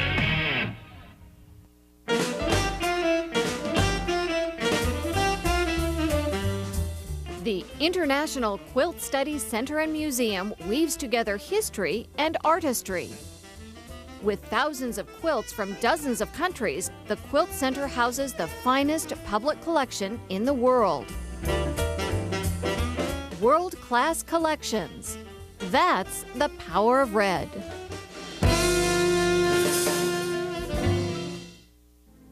Honor the past and invest in the future by contributing to the new Nebraska Student Life Complex. Located on the west side of Memorial Stadium, the Student Life Complex will nearly triple the size of Nebraska's Hewitt Center for Student Athletes, providing current and future Huskers more space, resources, and technology to continue Nebraska's rich academic tradition. For more information, go to huskers.com.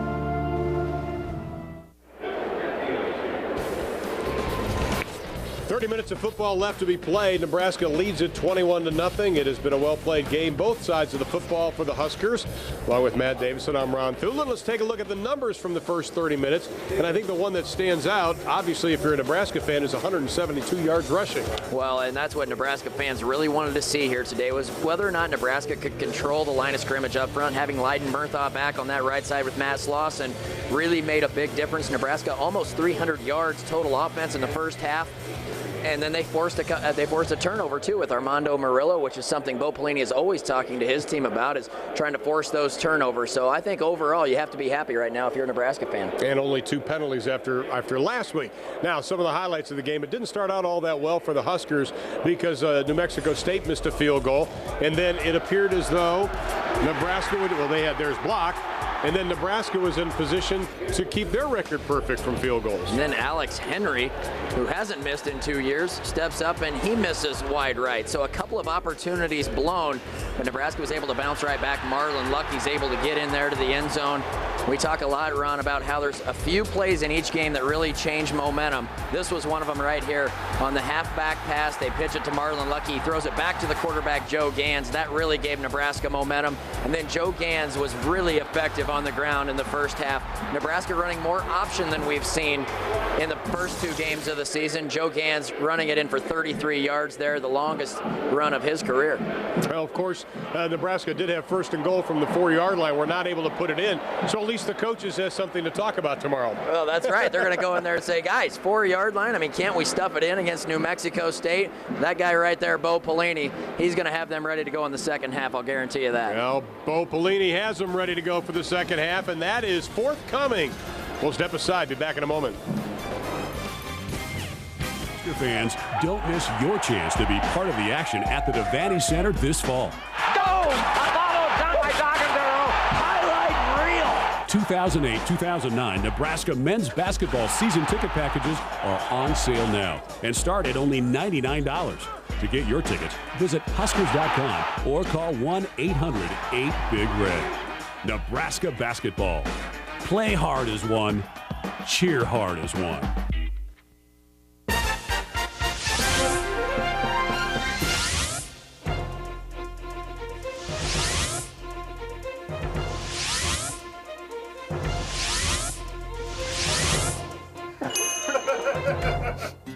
Now on Real Nebraska, how does it feel to be a Husker? Awesome! Oh my God. I'm freaking out right now. I don't know. It's all about Nebraska. It's the power of red.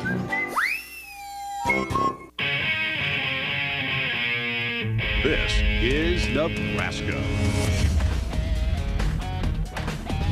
the home of champions. The nation's finest student athletes. Success in athletics, academics, and life. Nebraska, the power of red.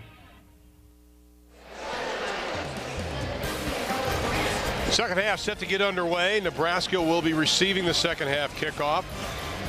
You know, we talked about the quarterbacks at the top of the show, the couple of number 12s there. Chase Holbrook, of course, on the left. Joe Gans on the right. Chase Holbrook taken out for a series. We still can't figure out exactly why he was taken out, unless they just wanted to get McDermott a little playing time. But here are the numbers so far. And I think the key right now is just 88 yards, no touchdowns for Holbrook. Well, New Mexico State has run the ball more than I thought they would in this game already, with 13 running attempts. And Joe Gans on the offensive side for Nebraska, I just like the balance that they've had. 9 of 13, 100 yards and a touchdown in the air. That is super efficient, especially when you already have 170 yards on the ground. So great balance from Nebraska's offense. Now Alfonso Dennard is back for Nebraska. Dennard, the freshman out of Rochelle, Georgia. Rochelle, Georgia, you think they would be Bulldog fans. Rochelle, Georgia, a town of about 1,000, have now become the official Huskerville of Georgia. They said they got a couple of gas stations there. He was a do-everything young man for the high school. Played quarterback, running back, wide receiver, DB, linebacker. He punted and he kicked. That's it? That's it. He didn't play the tuba in the band, but everybody there is so proud of Dennard, who celebrated his 19th birthday this past Tuesday. Watch him. He'll be the guy blocking right here for Niles Paul. And he blocked last week when Paul took one to the house. Paul this time skips over the 20 to the 22-yard line. That's where Nebraska will take over. Larry, what do you have for us, buddy? Well, I talked with Coach Mumme coming out of the halftime, and he said, you know, the decision to go with J.J. McDermott for a couple of series over Holbrook was really a planned deal. They did it for 2 series, took in their entire second-team offense. He liked what he saw out of them, so they just couldn't execute late. And a lot of the troubles, he says, are first-game type things. They're one player away here and there. Injury report very quickly. Richie Bolin possibly out for the game, negative on an X-ray to his rib. It's not broken, but doubtful that Richie Bolin will return. All right, thank you, Larry. Don't forget, this is New Mexico State's first game of the year. This is out to Peterson, maybe picked up a yard or two.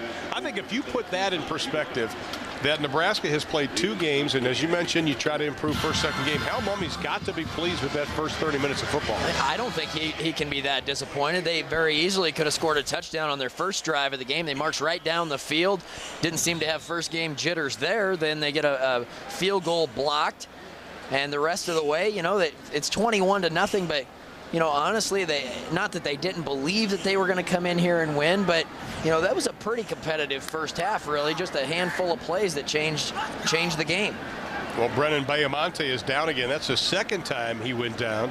First time he limped off, and they were working on the left leg. Now it looks like the right leg.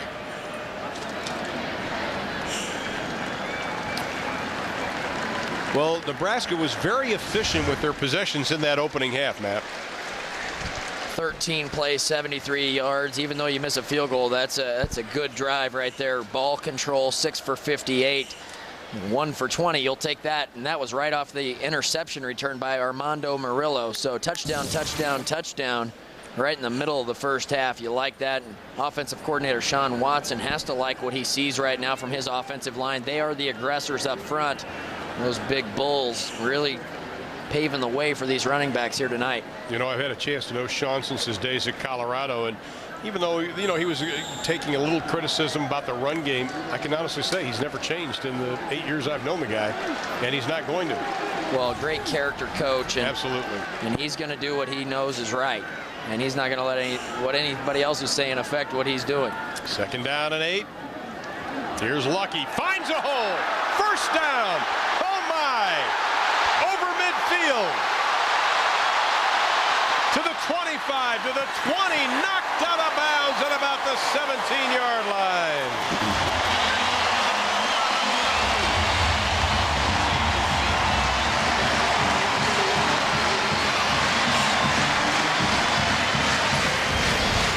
This is what Husker fans expected to see out of Marlon Lucky when he was recruited 3 years ago.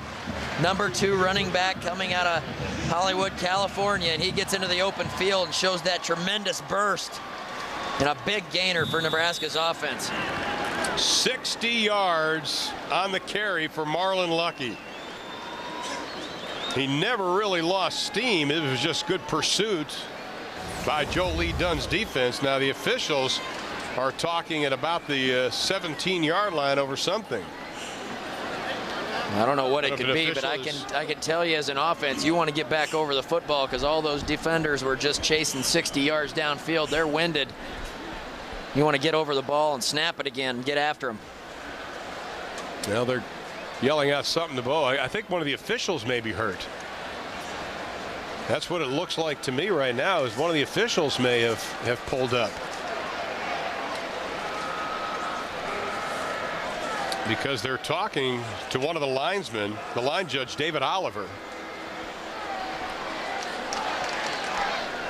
And that's what they're doing. David Oliver, the linesman, is being looked at by the trainers for the Nebraska Cornhuskers. Left knee, I think, is what maybe they were looking at, lower left leg. They do have substitute officials at the game in case there is a guy that goes out with a bad wheel. I think the officials are going to call an official timeout. Yes, they are. So Carl Richens, the referee, calls the timeout as David Oliver goes into the sideline. We'll be back. We're on a journey of discovery, a journey that is unlocking the secrets of disease at the genetic level. The result? Revolutionary cancer vaccines and research breakthroughs in Alzheimer's and Parkinson's disease. And with every discovery, we provide new knowledge to thousands and new hope, one patient at a time. We've always been pioneers. It's the frontiers that have changed. This is Nebraska, the home of champions. The nation's finest student athletes. Success in athletics, academics, and life. Nebraska, the power of red. Nebraska moving again, and they already lead it 21-0. Husker fans catch Big 12 football on FSN all season long. FSN will televise 19 games live and in HD. On Big 12 Showcase, we preview the week's games. And on Saturdays throughout the fall, watch FSN's Big 12 postgame shows for all the highlights. Plus, catch the Bo Pelini Show Tuesdays at noon. Big 12 football this fall on FSN. Marlon Lucky now has 98 yards rushing. He now has over 2,000 rushing yards for his career, the 24th in Husker history to achieve that goal. He's also moved from 6th to 4th in career all-purpose yardage, passing a guy named Eric Crouch and Corey Ross. Not bad company there, huh? Yeah, that's pretty good. We'll try to get an update on the linesman, Oliver, in a little bit. Gans fakes left, goes right, throws it to Lucky. He's got a blocker in front of him, cuts back inside the 5 down to the 4. Guess who was blocking in front of him? Big 76. Leiden Murthaugh has been big in this game today, and I think when we go back and watch this film, you're going to see that he has brought a lot to this offense. You see him there at right tackle. He blocks down, then gets right out in front of Marlon Lucky, and that is a big human being out there.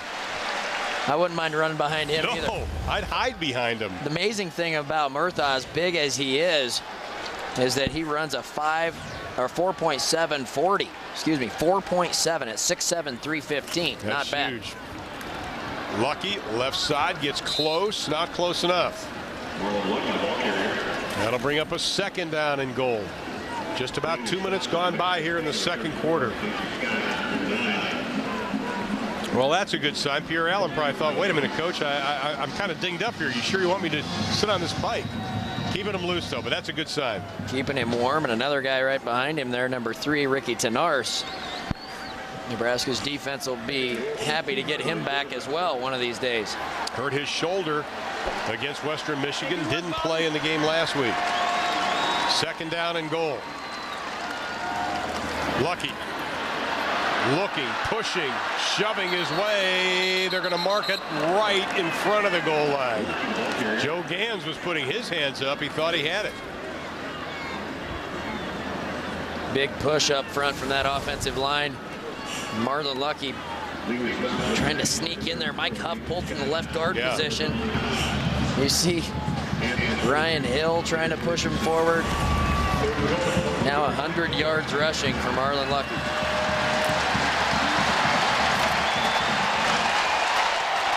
And here we go. 3rd down and goal. Less than a yard. Lucky again. Touchdown, Nebraska.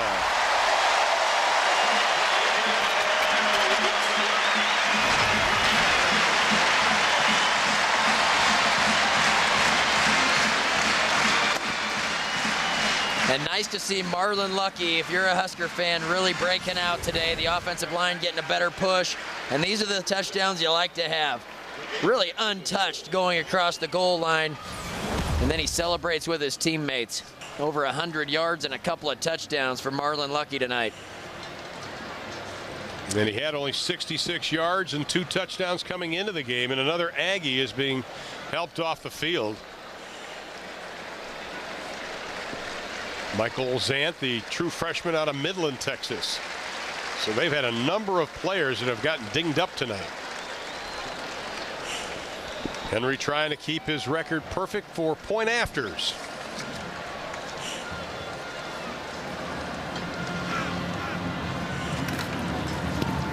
And he is 4 for 4 tonight, 9 for 9 for the season.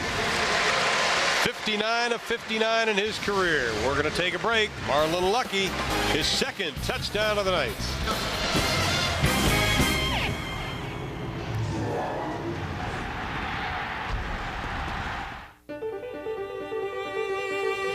Well, you know, I didn't really do a lot of cheerleading. And I was usually on the sideline with headphones. And I was really pretty deep in thought, and but I would like to leave you with this, and that is, go Big Red.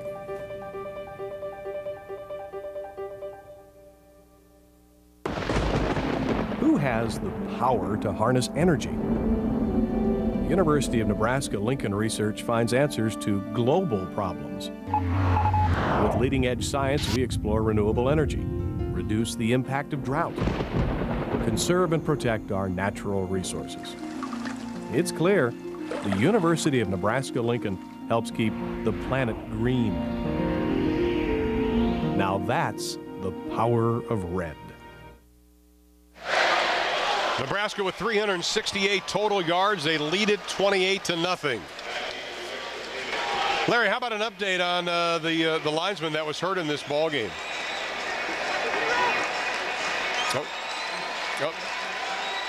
Well, Larry was getting a further update from one of the officials on the sideline. And here's where the official got hurt. Watch the bottom of your screen. He's trailing, and right there. That didn't look. Larry, what do you got for us? How is he? How's Oliver? Well, Oliver will be out for the game with his strained calf, guys. They are going to go with 6 officials. And Matt, your question about, don't they have an alternate? They do, but here's an oddity. The alternate is not sanctioned to officiate in this game. So they're going with 6 officials for the rest of the way. Why was he the alternate then? Yeah, why was he the alternate then?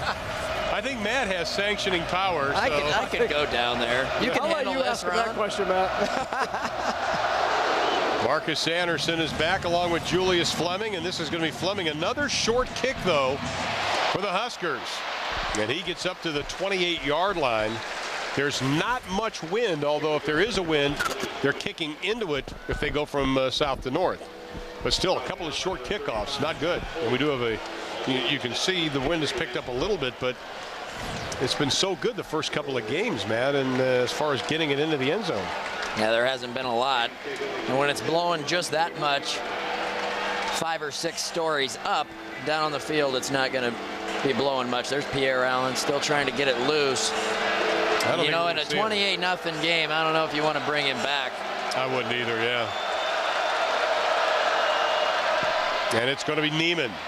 He is surrounded by a bunch of red jerseys, and he will finally run out at about the 39.5, and they'll mark it at the 40-yard line. Good enough for a first down, though. Lance Thurell coming up, getting some playing time. Didn't see a whole lot the first couple of games. A nice run by Neiman out in the open field. Thurell had a chance to make a play and really needs to force him back to the inside. If you're going to get beat, just dropped him in a bucket and ran out there and got a first down. He was a wide receiver and a quarterback in high school, so he does have some running ability. Holbrook now going deep down the middle, has a man knocked away at the last second. Eric Haig had to turn around. The pass was intended for Anderson, but Anderson had a couple of steps on him, it looked. He did. Chase Holbrook underthrew him. Just finding the slot receiver going right down the middle of the post. And this ball's just underthrown. Haig was beat deep. Yeah. And Anderson is not happy. And now Tony Glenn in the backfield as Holbrook will take it from under center. Glenn bounces to the right side. Penalty flag is thrown as he gets to the 48-yard line before Haig again brings him down. Pickup of 8 on the play. Holding. Offense number 65. 10-yard penalty. Repeat second down. Polo Gutierrez, the right guard, is the culprit. And that will hurt your offense on the road. Left side of the screen, 65, just with a little hold. I don't know how much it even affected the play. Those are the ones you just can't stand. Yeah. Because I wasn't even in the play. Hal Mummy in New Mexico, only 1-8 since the BCS was formed against the BCS school in '98. Only BCS win was when they beat number 22 Arizona State. Second down in the bundle. And it has gotten loud. They show the blitz, little swing pass to Colston. And he's able to get up to the 35-yard line. That'll bring up a third down and about 15. We talked about how Chase Holbrook has a lot of ability at the line of scrimmage to change the play. Look at it here. Communicating verbally and with hand signals. Telling everybody, who you've got him. This is what we're going to do against this look. Communication, always a big key to things, and a lot of times fans can't see that, but there's a lot going on with hand signals and through verbal communication. Third down, New Mexico State, 5 of 9. They've had some success tonight. Holbrook looking, and he may go down, gets it away. Nice defensive play by Nebraska's Murillo. And Hal Mummy wanted over the back. He is livid on the sideline. Clayton Severs is the one who put the pressure. Good job just getting this ball away. Yeah, Holbrook showed his strength there. Severs hanging all over him. He still has the ability to put quite a bit of torque on that ball. Gets it out there, and now Mummy is incensed right now. Throwing his towel around. I thought it was a good defensive play, to be honest with you, as Kyle Hughes set to kick it away to Niles Paul, standing at his own 25-yard line. I thought it was just a salty play. This time Hughes takes about 3 steps to kick it, and again he shanks it off the side of his foot. Instead of being a one-step kicker, he looked like he took 3, and that's just a 30-yard kick after a 28-yarder his last attempt. And he's met by the coach right when he comes off the field. Yeah, need to get a little bit more out of your special teams than that. Yeah. What a night for Marlon Lucky, though. You can see the numbers as far as the season numbers and the average. Tonight, a lot better. I think that's what people expected from Marlon Lucky coming into the season. Krinsky Gillian now in the lineup. Gans rolling out, pump fakes, has some running room. Nice cutback.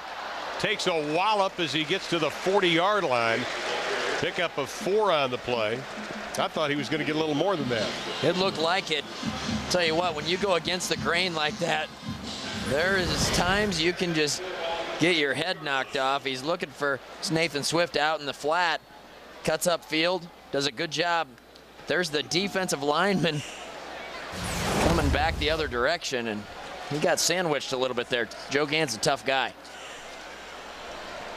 2nd down and 4 from the 42-yard line. Lucky is stacked up. Oh my, that looked like a face mask, and a penalty flag from the field judge comes flying in, as it should have.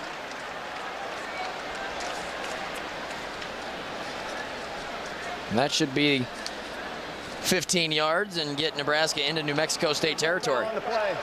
3rd down. Wow. Oh my.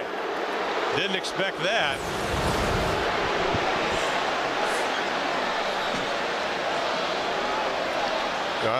Just grab the helmet. You know what?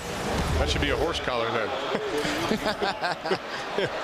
Joining us in the booth is somebody very familiar to Nebraska fans, and of course he made Matt Davison what he is today. Former quarterback Scott Frost, now co-defensive coordinator at Northern Iowa. Scott, good to have you with us today. Hey, I appreciate it. It's a good game to be watching. And Joe Gans swings it out. Nice move. Lucky tries to cut it back on 3rd down. Maybe picked up a yard on the play. Derek Richardson on the stop. Okay, did you make him good, or did he make you look good? As far as I know, he only ever made 1 play, and I threw that one. So. Well, I'm still trying to decide who got more out of that play in Missouri, between you or me. And here's a couple of highlights here. See, he always talks about how he made you look good. I don't know what that. I'd let you two guys fight that one out. Hey, I was just a glorified lineman out there most of the time blocking for him. But a good one at that. So Nebraska's going to be forced to kick it away on 4th down. Chris Williams is back. It's the first punt of the ball game, and Williams takes the line drive, loses it, and goes down immediately at the 17-yard line. Prince Amukamara on the stop. Nice job. 44 yards on the kick. A little fumble by Chris Williams, and Amukamara, if he was there a split second earlier, he would have been able to jump on that baby. Nonetheless, good punt coverage there for Amukamara. Hey, Scott, now that you're a coach, do you look at games differently than when you played? Yeah, I do. I got to tell you, I'm pretty impressed with Nebraska today. I like what they're doing. They're running the ball, and they're more physical than New Mexico State, and I'm glad to see that. Are you going to start picking Carl and Bo's brain? Yeah, I'd love to get in a meeting room with them and come up with a few new ideas. Well, they put the ball on the ground. Colson couldn't hold on to it. They only fumbled 17 times last year, only lost 7 of them. That's because they didn't run the ball a whole lot.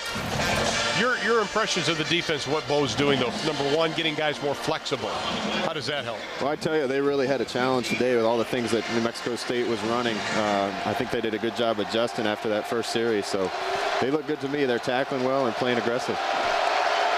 2nd down and 13, ball sitting on the 15-yard line. They'll keep it on the ground, trying the left side, nothing doing. That'll bring up a 3rd down and about 11. Scott, you went out to Stanford originally out of high school and tried defense for a little bit, then offense, then came back here, played quarterback. We all know what you did in Nebraska. But now you're a defensive coach, co-defensive coordinator at Northern Iowa. How did playing offense allow you to transition to defense? I mean, obviously you played in the NFL on defense as well, but how did you end up on the defensive side?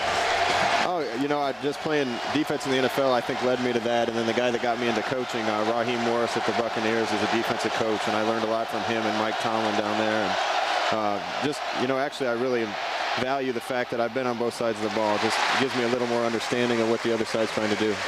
Colson can't get the little swing pass from Holbrook that was on the money. And they're getting a little frustrated, I think, offensively with 6:38 left to play in the third. They're going to have to kick it away again. Bunch of guys back for the Hall of Fame induction, so I'm sure you've been down on the sidelines talking with former teammates, guys that you've met over the years. You're coaching now, so you don't get to come back a lot. Talk about what it's like to be back in the stadium and hear those cheers again. I'm just fired up to be back here. It's great to have it be an atmosphere we can all come back to again, and everybody's fired up. I saw Jared Tomich down there and Grant and some guys that I want to see if they still have any years of eligibility to come play for me. They're still huge. And we've got a whistle, and the play clock goes down to 0, and another delay of game. Now that's going to back them up. Nate Swift is standing on the 50-yard line. If you're Nebraska, okay, we'll go Coach Frost on this. If you're Nebraska, do you go after this or just accept the great field position? I think they just try to get a return here and see if they get some field position, get another score. Now Mummy looking a tad frustrated right now. His team is down 28-0. Good snap. Nebraska backs off. Hughes a little bit better kick. So he'll take a bounce at about the 40-yard line, and that's where they're going to mark it dead, and that's where the Huskers will take over. Well, we're glad to have Scott Frost with us, along with his former teammate Matt Davison. I'm Ron Thulin, and just coming back and seeing this whole rejuvenation, because it's been a very difficult time, obviously, the last few years for former players and for fans. What differences have you seen that have really stood out to you? I think they did a great job setting up this stadium. The atmosphere in here is unbelievable. You forget when you're not around here. But the program's back in the right hands. I know how much Tom cares about this, and he's one of the best people I've ever met. So I'm just really excited for the direction everything's going. He's like smiling like a Cheshire cat over here for some reason. I have no clue why. I was afraid to ask, to be honest with you. As Nebraska keeps it on the right side, picking up a couple of yards. Okay, Matt, you can ask whatever you want. Now's your chance, buddy. You've had probably, what, 10 years you've been waiting for this moment. Well, I'll tell you what, I wanted to congratulate you. I don't know if you saw there was a new publication out today. And they had the top 25 Nebraska football players of the last 25 years for Nebraska football. And you made the top 25 players. Did you see this magazine? No, I didn't see it. Well, there it is. And you made the top 25 players in the last 25 years. And there's another guy on there. Well, there you are. Number 20. The number 20 greatest player in the last 25 years for Nebraska football. At least you got a picture, because number 14 didn't get a picture. Okay, well, just for the record. They obviously didn't rank him by looks. That's also why there's no picture on number 14. Well, you can autograph this if you want it to my dear friend Matt, if you want. Love always. I mean, this is your copy. Hey, I appreciate that. Yeah, I noticed how he grabbed it. Okay, we'll file that. Hey, Scott, we appreciate you spending time with us today. Good to have you back. Good luck, Northern Iowa. I'm sure we're going to be talking about you one of these days. I appreciate it. Thank you. All right. Thanks, Scott. Hey, good to see you. That was heartfelt. As the Huskers keep it on the ground. 5.5 minutes to play in quarter number 3. Ball will be on the 35-yard line. Fresh set of downs for Nebraska. Scott Frost, truly one of the nice guys, for coming up and spending some time with us, man. It was good to have him up here, though. I was glad to have him up here. Everybody that we've interviewed tonight, Ron, were seniors when I was a freshman. Lowly little freshman. I have Scott Frost, I have Jason Peter, Grant Wistrom, all seniors. And let me tell you, they made it rough on us sometimes, but it made us better. That's for sure. That's exactly right. That's what they're there for. On first down, Joe rolling out to his right, looking, throws across his body, caught McNeil. Inside the 10, inside the 5. Touchdown, Nebraska.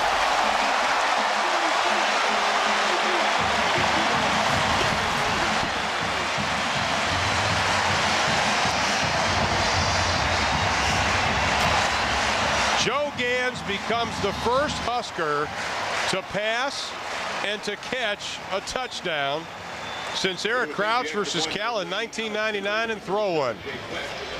3 different ways to score a touchdown, and I was in that game against California right here in Memorial Stadium. Eric Crouch caught one, threw one, and rushed for one, and I think they're going to review this. Now the replay booth has called into the truck. They want to take a look at this again. Well, you'll see the bootleg action from Joe Gans. This is where he's at his best. On the run, he finds Mike McNeil, and you won't see a more athletic play than this right here. Look at that. Whoop. Around him, gets up the sideline, tries to jump over the defender, and I think that's going to be a touchdown. The ball came out when he hit the ground. We'll see here, but I think the ball breaks the plane of the goal line. He comes down. Oh, yeah. Oh, yeah, oh, touchdown. Yeah, absolutely. I think he had possession when the ball went across the goal line, and then it came out as he hit the ground. That I don't think can be overturned, and that's a nice play for Mike McNeil. It's amazing what a play like that will do for your confidence. A young guy making a play out in the open field like that. First career touchdown was versus Western Michigan, a 3-yarder. He's caught a 32-yarder and a 35-yarder. Talking to the coaches about Mike McNeil, the sophomore out of Kirkwood, Missouri, they said this guy's got good receiving skills, and we've seen it tonight. Good running skills, too. Let's look at it again. And how about the block? Niles Paul right there, bam. Just frees him enough to get him up the sidelines. And I'll tell you, as a receiver, when you get that close to the goal line, that's a picture right there Mike McNeil will have on his wall someday. Look at that. Straight up and down. Might have cracked his back a little bit when he came down.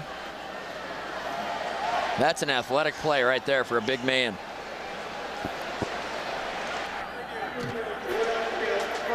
Touchdown. It is a touchdown. So McNeil with his second career touchdown. It covered 35 yards, and the Huskers add more to it. You know, and this has just been a good showing by the tight ends. We talked about at the beginning of the game how the tight ends were not in the great graces of the coaches after last week. They realize they're still young, but they've really stepped up about 4 or 5 notches in this football game. And 35-0, I think you have to be pleased with the effort right now. The balance between the run and the pass, the effort that's been out there from this Nebraska football team. Bo Pelini had this team ready to play. The fans have to love what they see. And going into the off weekend, as everybody approached this season, you thought, hey, if we can be 3-0 and be feeling pretty good about things, then we're going to feel good about Virginia Tech, and that's where they are right now. Well, you know, this game is getting out of hand, so I'm going to turn over my play-by-play duty. You know, we've had some problems with our TV screens up here. So, Larry, the cable guy, would you mind doing play-by-play for me? Well, yeah, shoot, yeah. Can I do it like a baseball announcer? You can do it any way you want. Well, I'll tell you what, Ireland Lucky is doing a good job. I thought we were down early in the first quarter, but we put it on trial there. They pretty much came through. Can you read any of this? I actually got you your own. It's somewhere over here. I don't know. I got to tell you, I'm starting to get old. You know you're getting old when you start to trombone everything? You know, yeah, I can read it. Trombone. Oh, my God. Hey, it's unbelievable. That's why I'm glad they put a bathroom here, because the older I've gotten, the gladder I'm glad I've got this thing in I'm here. telling you, I am old. I had a prostate check, and they found an arrowhead in there. So I don't know how old that is, but it's old. I got to go to an archaeologist to find out what's happening with me. You've always got on the camo hat. You know, you're from southeast Nebraska, so That's right. You get back here a lot. You enjoy coming to the games. Big fan. You always wear the hat on TV. I always do. You know what? When I'm on Leno or Kimmel or whatever shows I'm doing, I always represent. I always try to wear something that's got Nebraska on it, unless I'm trying to get something free from a store, then I'll wear their hat. Sounds like me. Yeah, exactly. Work, and now, yeah, I always got the Husker hat on. I'm a big Husker fan. Have been my whole life. Well, you're born in Nebraska. You got to be, right, Matt? If you had to go out there and play You're very attractive up close. Can I say that? Can we kiss on camera? Is that okay? Can we kiss on camera? I mean, just on the cheek. On the cheek. I mean, in a friendly way, a guy way, you know. I heard about your answering machine, by the way. We're not going to go into that. So if they had to put you out there, if they had to put you out there for one series, what position would you play and be most effective?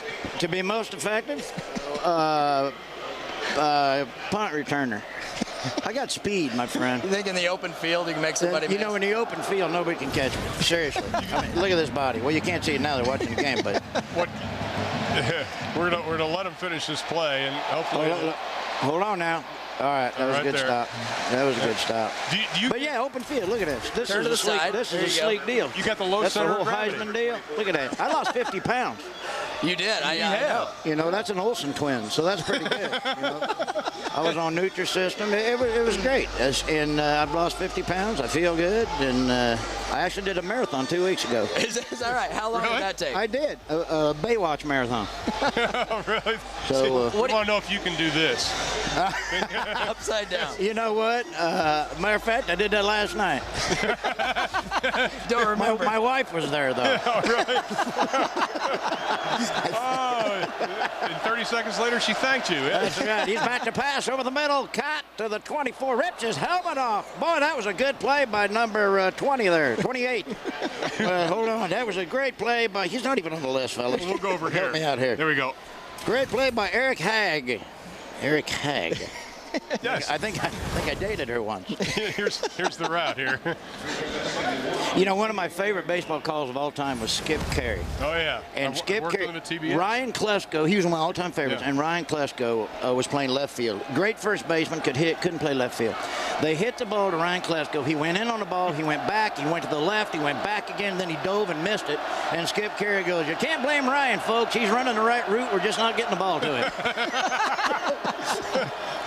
That's true.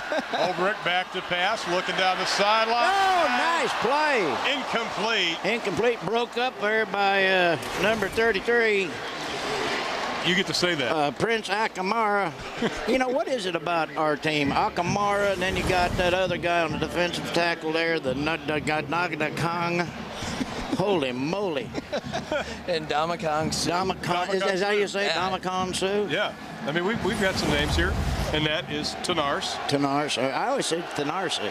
As well. Tanarse. I probably said that tonight. The worst is doing Pac-10, though, Larry. You know what? I don't even know how you got this gig, to be honest with you. Screwing all these names up. I know somebody. That pictures of people, you know? No, that's a football name. Jared Crick. That's a good name. That right is, there. isn't it? It's a good strong name. Strong name. That sounds like a drink at like Shakri Julius, Barfield. doesn't it? Either that or the doctor. You got to help me. I think I got Shakri Barfield. Well, you better get that checked. It'll turn into the Damakong Su. I better. I'll tell you what, they're playing good today. They are. I mean, this is a game that we wanted to see if they could run the football, and obviously they've been able to do that. Let's get them back over here so we can watch. Holbrook just throws that prayer up, and it's answered.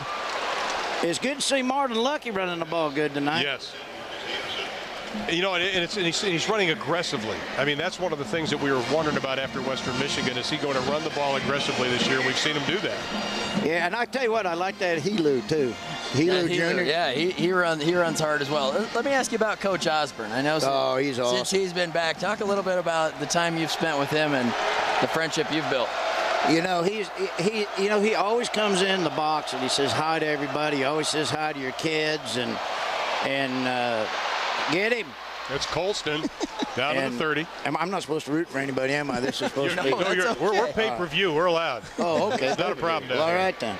But you know, he's the greatest guy ever, and he just came over our box a little bit ago. It's funny, we were watching Jason. It's Jason's birthday today, by the way. Oh, we didn't know. 34 years old. So we're there watching Jason's interview, and some guy puts his arm around me, and I don't even think anything. I'm not looking because I'm watching Jason. And I go, that's probably a buddy of mine or something. So I keep watching the interview. I look up, it's Coach Osborne standing with his arm around me for about 5 minutes. I was like, holy mackerel, it's the coach. Pass is complete inside the 15 down to the 13-yard line. Is now New Mexico State showing a little effort offensively. Wes Neiman with the reception. But yeah, he's a good guy. Now you grew up in Nebraska. Yeah. Sorry, Ron. You grew up in Nebraska, small town, Pawnee City, down by my neck. Yeah, down by Tecumseh. That's I think right. we played y'all in football, or tried probably. to. You always beat us, but we tried to play in football. So you always grew up being a Nebraska fan, so it was easy to come back all the time to the games, right? Man, you know what? It's a thrill to be able to do this and to come to all the games. You know, when I grew up, We never got to go to the games. You know, we lived in a small town, farming community, and you couldn't. Oh, is that a fumble? That is a fumble. Ball is loose, still loose, and Nebraska's got it. There you go. No offense to the New Mexico State fans about this. I love you all to death. Zach Potter again. Last week, the interception. He batted a pass down. Tonight, he's blocked a field goal, and now he's disrupted the offense again, Matt. Well, this is just a bad pitch. Potter gets his hand in there, knocks it back, and Chase Holbrook has a shot at it. But if I had Zach Potter coming at me, I might have a hard time jumping on it, too. I got to tell you, mate, I think I could take him. I mean, I'm not being cocky. I think I could take him. In a one-on-one for 30 seconds. 6'7", 280, you just got to go low. That's what it is. That's the key. You go to the knees. Go, just hit him where it hurts. Chop him down. You go low, they're pussycats. I've said that for years. So, Larry, what are you working on now? What's going on with you now? You know what? I got a Christmas special coming out on CMT, my co-host, and you talk about a strange pairing. You know, I made friends with this guy a long time ago, but my co-host is Tony Orlando. Oh, how funny. He's awesome. We did a Christmas special for VH1 last year. We're doing it for CMT this year. That comes out in November. And I'm also doing a thing on Cartoon Channel on Disney called Cars Tunes called Mater Tales. That's right. So I'm doing a bunch of things called Mater Tales, and then we'll be working on Cars 2 coming out in 2012. So Mater Tales. You know, Mater, that was the funnest thing I ever did, doing that tow truck for Cars. And evidently that is the highest selling toy for Pixar, is that little tow truck. Believe it. So. Now, how do you keep Foxworthy straight in bowling ball? I got to tell you, these guys have been riding my coattails. I don't know how long. I'm trying to cut them loose, and I can't do it. But Jeff and I have been friends for a long time. You know, I met him when he was a small little Asian fella many years ago, and then all of a sudden he turned into this redneck guy. And but no, we're really good friends. I talk to Jeff every week. I talk to Bill every other week. Yeah. And Can you talk to Ron? Yeah. you know, Ron, he's got a diploma above his desk. And I said, "What college did you go to?" He said, "No, that's a liquor license." I said, "Oh man, he can drink that Ron White." I had XM radio, and I got to admit, from Omaha Airport Thursday night at midnight to here, he had me in stitches laughing, and then they followed it up with you. I tell you, Ron is one of the funniest guys on the planet, but we all keep in touch. We're all good friends, and that Blue Collar Comedy Tour did was one of the funnest things. I mean, it really was a blast that we could all travel together. Were you really on a bus together?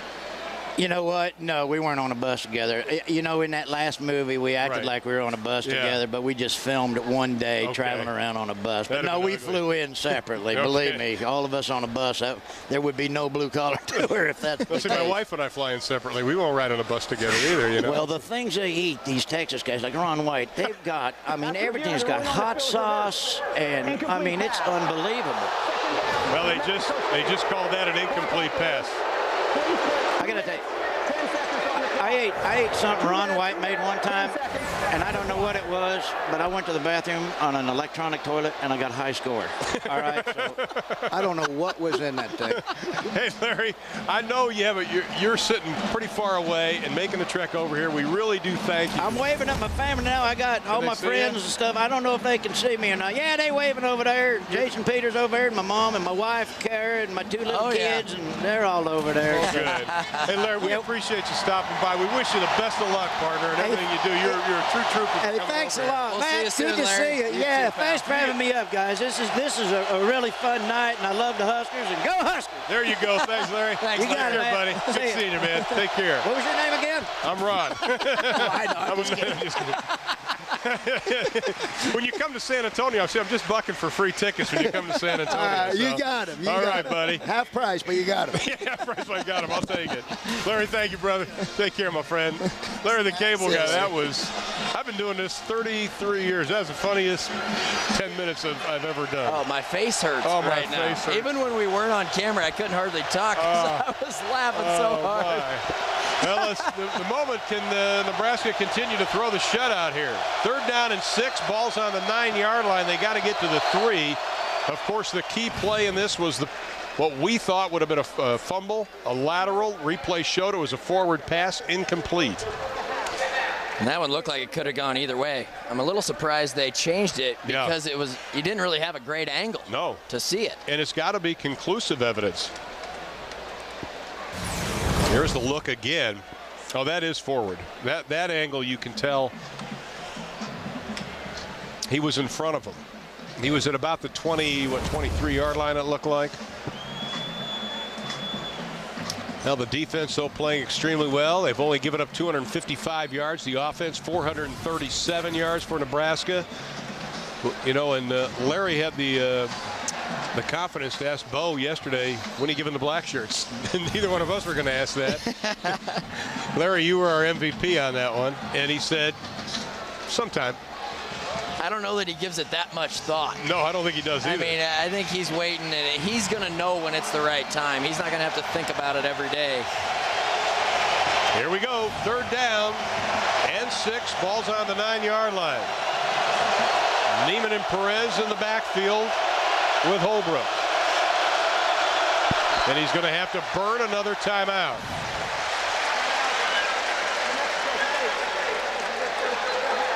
It's a 30-second timeout. It'll be a 30-second timeout. Hal Mumme just trying to figure out how to get in the end zone here. Once again, this is their opening game. They were scheduled to play Nicholls State September 4th. Because of Hurricane Gustav, they had to move that. The latest they've opened since the '91 season. This is a team that keeps fighting, though. If you look in the past 2 years, 9 of their 17 losses under Hal Mumme have been by 10 points or less. So this team constantly fights. Yeah, they do. I mean, I can't imagine starting your first game. You have over 40 practices before your first game. You just get tired of looking at each other. Tired of beating on each other. You just want to get out there and play a game. Well, they said they had a mock game last Saturday night. I asked why. I said, we want to make sure all our pants fit. Actually, they were just tired of hitting each other. 3rd down and 6 from the 9. Final minute and 46 seconds here of the 3rd. Perez and Colston now in the backfield. Nebraska with 3 down linemen. They're showing blitz. Here they come. Holbrook throwing it up for grabs. Is his feet in? No, he was out of bounds.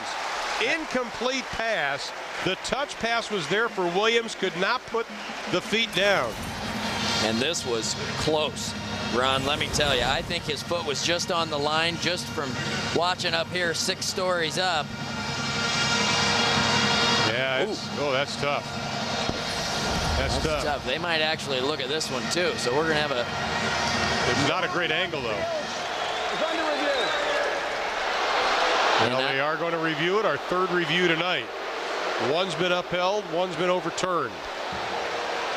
I don't know if there's going to be enough from that angle to be able to overturn it and change it.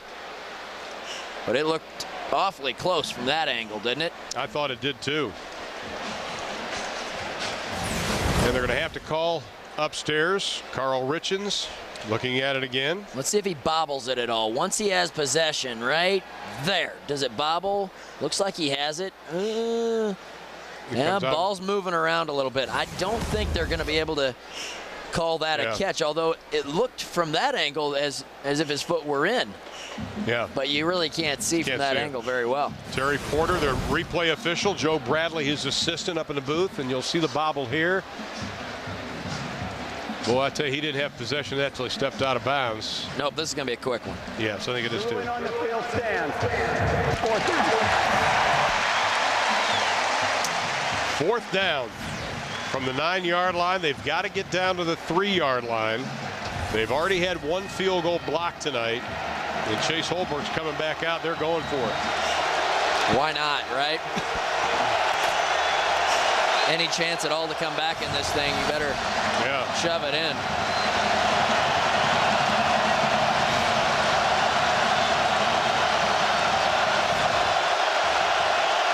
Here we go. The splits are wide. Holbrook, pressure coming, gets rid of it. Incomplete. Penalty flag is thrown. They're going to call interference, I think, on Armando Murillo, and he's saying, my bad. And I think he did have his arm around him. Pass interference. Defense number 6. By rule, the ball is placed at the 2-yard line. Automatic first down.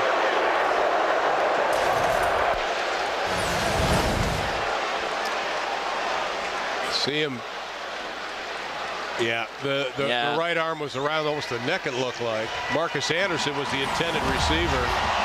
So they'll get it first and goal on the 2-yard line. 1:34 left to play in the third.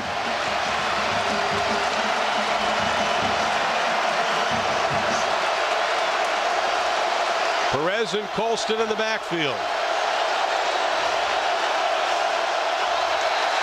And they jump. Kyle Nelson, the tight end out of Waco, Texas.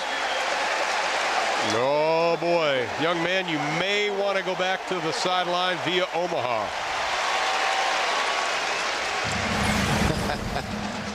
That, if you're the Aggies right here, you just, oh brother, just makes you sick. You have a chance to stuff it in here at the 2-yard line, and you have a mental breakdown, and that pretty much says it right there. Hal Mummy with his hands on his head. That puts it back to the 7.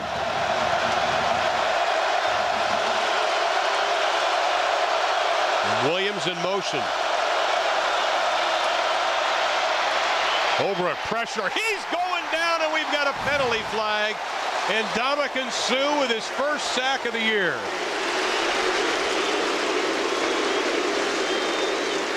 Great pressure from Nebraska's defense, and I think that's going to be a holding call. It'll be holding. Offense number 76. Penalty declined. It'll be declined. You'll see the pressure, and Ndamukong Suh ends up getting the sack right in the middle of the field, but Ty Steinkuhler really made this play. Got Chase Holbrook to do a little spin there, and once Steinkuhler got to him, that gave Suh time to get there and clean him up. And they keep going back. It's now on the 14, 2nd and goal. Here comes the pressure again, and he's going down again.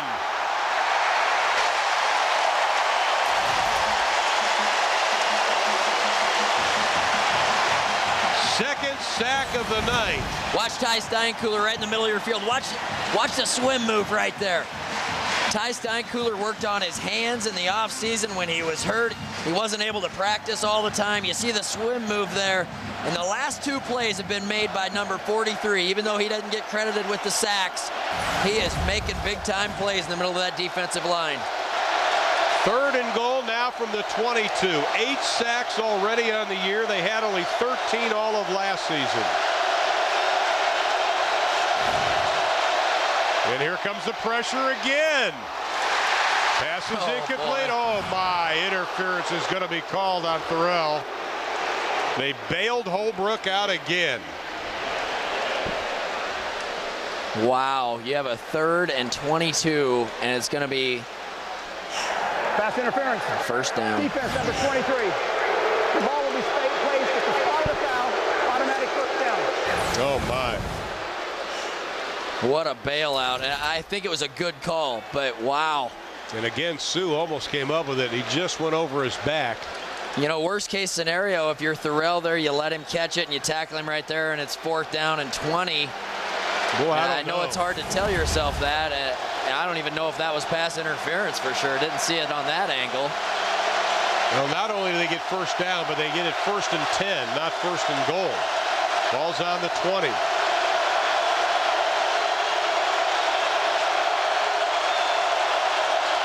Here comes the blitz. Holbrook throwing it up for grabs. Passes incomplete. Intended for Wes Neiman. Eric Haig on the coverage. And right now you can really see the tenacity this potential black shirt defense has. We'll see if they earn those black shirts. But right now they're pitching a shutout, and they don't want to allow the Aggies into the end zone. You can see that motivation. This is a team that averaged 330 yards passing last year. They're at about 165 now tonight. Final 21 seconds of the 3rd quarter, 2nd and 10. Glenn, nothing doing. As we mentioned at the top of the show, these 2 teams have played twice before. 125-0. New Mexico State has never scored against this Nebraska team. 57 and 68-0. And with 1 quarter to play, they've yet to put up a point in Memorial Stadium here tonight. And we're going to take a break. Final quarter set to come. The Huskers in control. They lead it 35-0.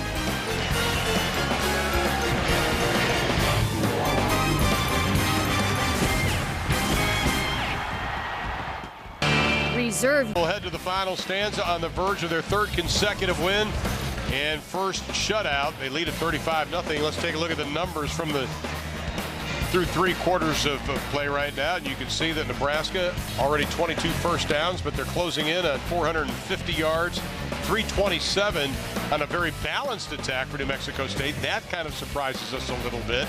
But I think one of the things you look at, not only the rushing yards, but the fact that Nebraska has not turned the ball over yet this year. Well, those are the things that Bo Pelini was talking about this week, was not having those mental errors, which means penalties and mental breakdowns on the offensive line and in the secondary mainly. They haven't done that tonight. They haven't turned the ball over, and they've had great balance. Run for 259 yards through 3 quarters, over 400 yards of offense. You can't be upset about that, and it's 35-0, by the way. No, and also the tight ends have played better tonight. The defensive line, as we talked about in the open, continues to put pressure on, especially in the last few series there of the third quarter. I think you could really see the passion and tenacity that this defense has really gained the last 3 weeks, and I think that's their coach really coming through and getting what he wants out of them. We saw it in the last series here, but this defense does not want to allow New Mexico State into the end zone, and don't be surprised here if they bring the house and try to get to Chase Holbrook on 3rd and long. They're down in 10, ball's on the 20. Couple of pass interference plays on this drive have really helped New Mexico State. Right down the middle, intercepted.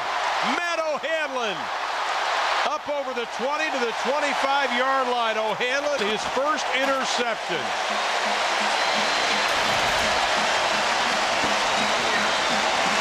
And that had to be a breakdown in the route, because I don't know where Chase Holbrook was throwing this football.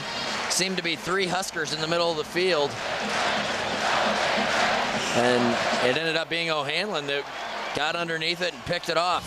You know, if you pick a great story this year, it's that young man out of Bellevue, Nebraska. Last time he played defense, he was a junior in high school. He was going to go to South Dakota State, a D2 school, back in '04. Decided to walk on here. Patrick Witt now in at quarterback for the Huskers. No defensive snaps prior to this season. Was a high school quarterback and running back, and he has done a nice job. As Patrick Witt making his 2nd consecutive appearance. Right up the middle running with Castile. Witt got some playing time last week. The 6'4", 225 redshirt freshman out of Wiley, Texas.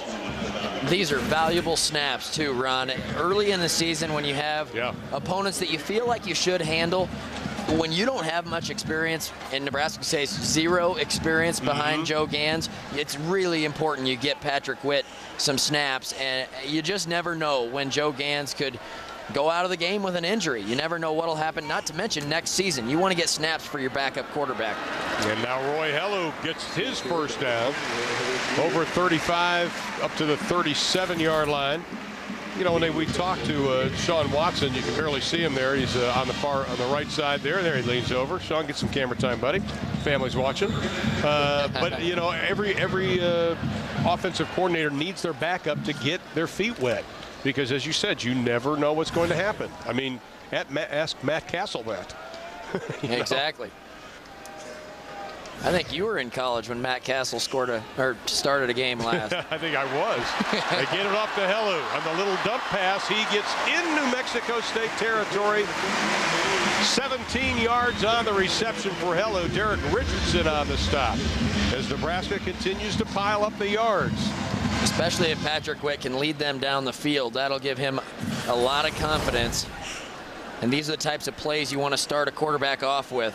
Comfortable, retreating from the defense, just dump it off to a back. That's a safe play. Get him some confidence. And giving Joe Gans a little bit of rest. Off week next week, then Virginia Tech comes to town. Hellu's going to be stacked up. They're going to lose about 2 on the play. Jason Scott leading the charge.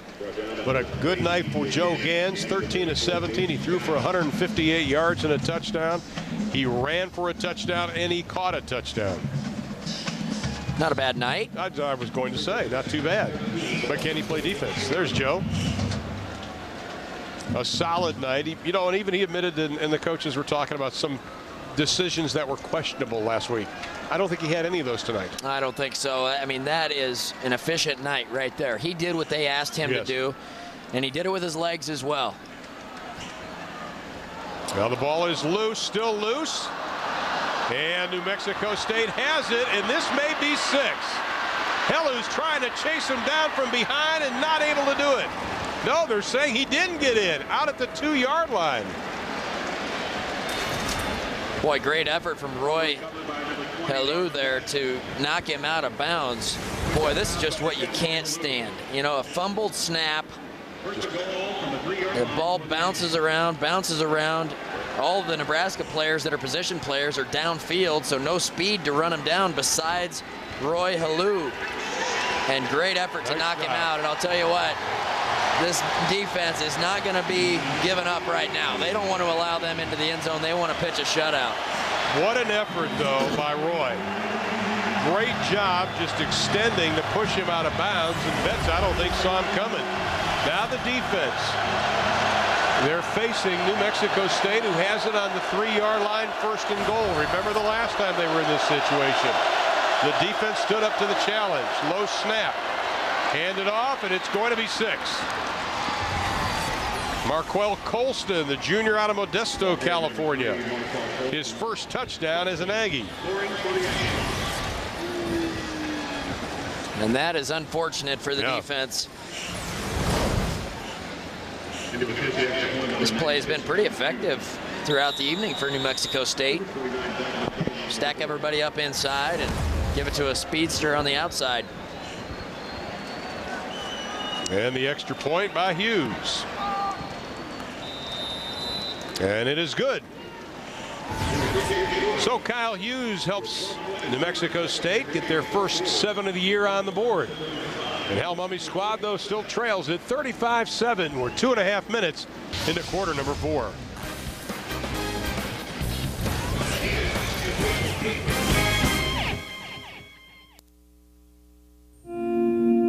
We're on a journey of discovery. A journey that is unlocking the secrets of disease at the genetic level. The result? Revolutionary cancer vaccines and research breakthroughs in Alzheimer's and Parkinson's disease. And with every discovery, we provide new knowledge to thousands and new hope, one patient at a time. We've always been pioneers. It's the frontiers that have changed. This is Nebraska, the home of champions. The nation's finest student athletes. Success in athletics, academics, and life. Nebraska, the power of red. Now, Bo wasn't pleased with the way things turned out there at the end. 12:31 left in the 4th. 35-7 is the score. Well, you're going to see how they line up here. There's 1, 2, 3, 4, 5, 6 Nebraska players on the right side. So New Mexico State goes to the weak side with a little speed to the outside, and this was the reaction from Bo Pelini. How do you think he felt about that one? I'm going to say he didn't like it. Well, it gives him something once again, coach up tomorrow. That's right. You know? But I'll guarantee you what made his reaction what it was that fumbled snap. Yeah. I mean, that is one of the most fundamental things in the game. You have to get the ball from the center to the quarterback. You wonder how many times Patrick Witt has been taking snaps, and with which center was he taking snaps from? Right. And so maybe that's something that you look at later in the season. And, a little onside kick, onside maybe? Kick. I guess when you're down this much, you might as well start working on every part of your game. Hughes. He's going to kick it short. Penalty flag is thrown. It is Paul. I think Nebraska, well, Hal Mummy was signaling for a timeout. A timeout before a kickoff. Can't say I've seen that. And if there is a flag back at the 5-yard line.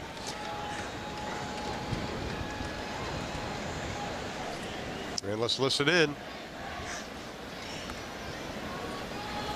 Illegal formation by the kicking team. Did not have 4 players on each side of the kicker when the ball was kicked. 5-yard penalty and 4 play. After keeps the ball, first down. Didn't have 4 players on each side of the kicker when the ball was kicked. You have to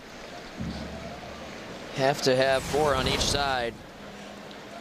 There's the exchange up front with Jacob Hickman. You'd think that Hickman would be putting the ball in the right spot. It looked like Patrick Witt maybe came out a little quick and just didn't get the ball before he started to back out from under center.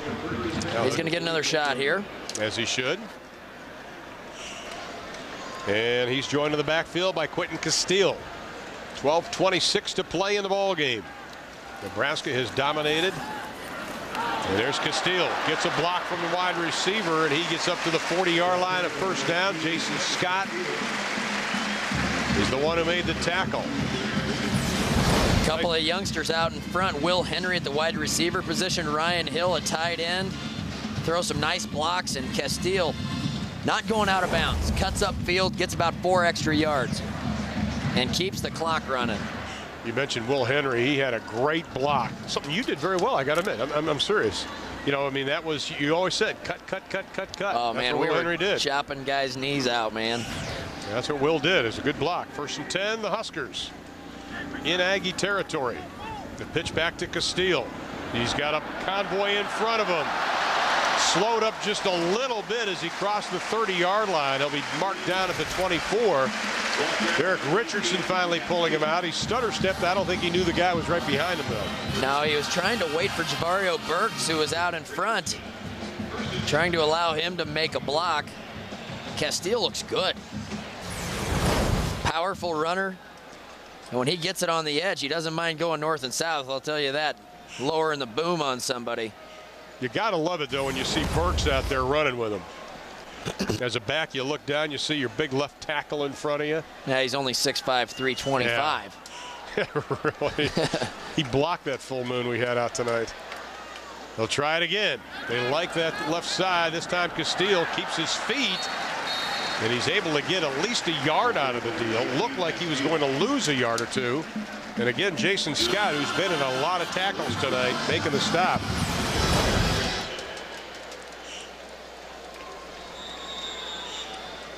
Could have gone out of bounds right there. Nope.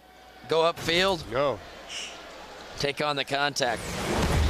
Ended up actually picking up 2 on the play. Nice job keeping his feet as Castile getting a little workload, and it's good considering he had the fumble last week against San Jose State. Had a lot of green in front of him. He's already taken a couple of pitches. Ooh. And a couple of hits. That was a collision. Denture check. That's a denture check there. Fanotti is the one that stood him up. Uli Fanotti out of Hawaii. You know, I talked to the coaches about him, and they says he looks like a football player. Hits like one, too. Wow, watch this collision. Boom. When Quentin Castile is going full bore, and he is stopped in his tracks, you know there's a little force on the other end. He lost only 4 yards in 76 carries last year, Castile. He doesn't get stood up very often.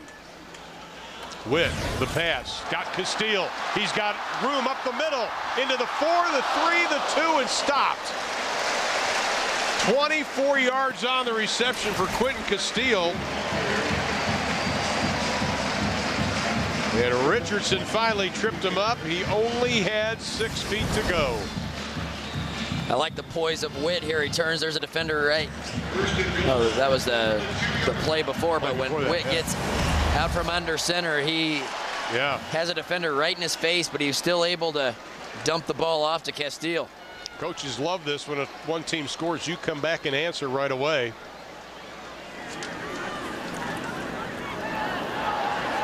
Witt looking, throwing, had a man wide open in the end zone, incomplete, intended for Drew Young. Witt knows he had his man. Witt, who threw for over 1,800 yards his senior year of high school. And this is one neither one of them will ever forget, because you'll never be this wide open, and you're not going to have. It would have been a nice catch, but Drew Young, you ask him after the game, and he'll tell you he should have had it. Yeah. But it didn't need to be that tough either. You know, he just needed to put a little bit more air under it. Second down and goal from the 2. They go from the I formation, and again another fumbled snap. This ball is still loose.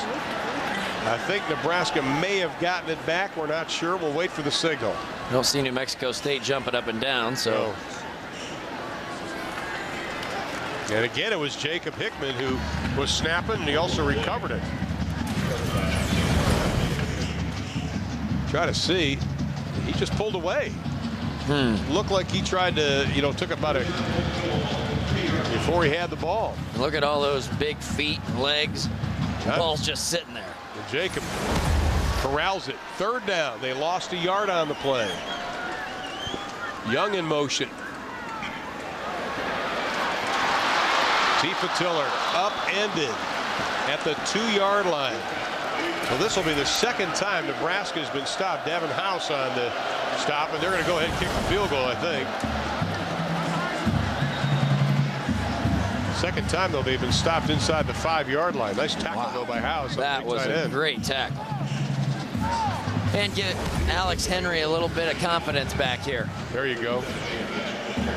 They'll mark it at the 9-yard line. This will be a 19-yard field goal attempt for Henry. He's missed one tonight. No problem with that one. So Alex Henry has taken care of the miss, added another 3 on the board. 8:15 to play in the ball game. Huskers lead it 38-7.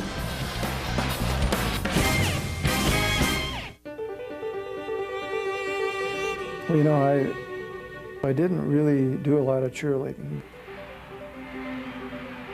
And I was usually on the sideline with headphones. And I was really pretty deep in thought, and but I would like to leave you with this, and that is, go Big Red.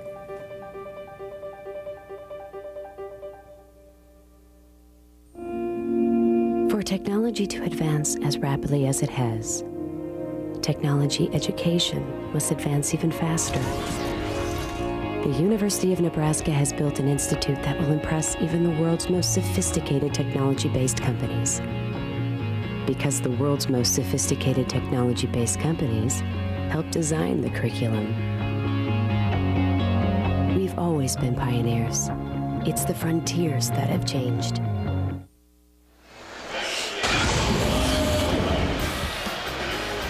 In front of a crowd of well over 84,000, Nebraska has looked impressive tonight on both sides of the football.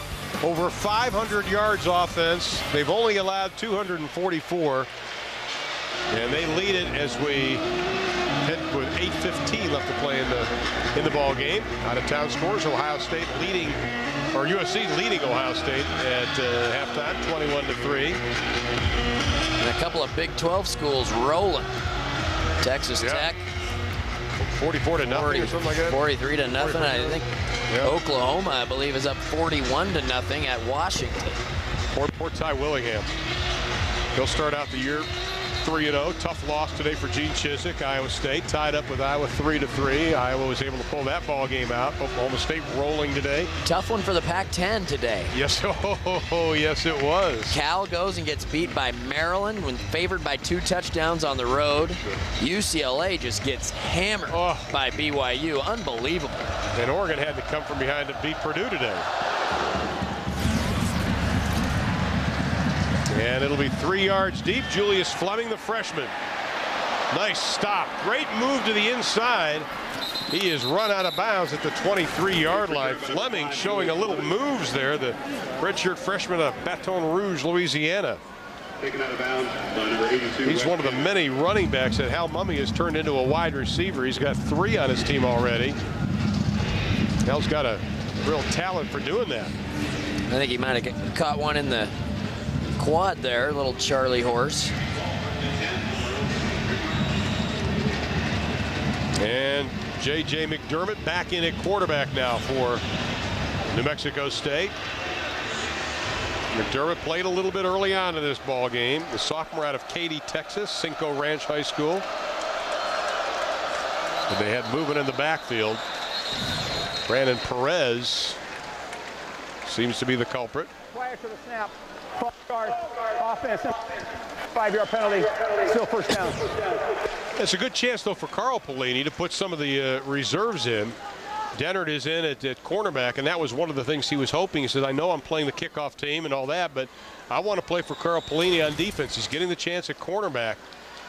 This is what you want to do. Get some of the young players in there in front of the crowd and all that. And New Mexico State will still be throwing the ball, so yeah, do some good reps. Up to the 20-yard line is A.J. Harris. Pickup of 2 on the play.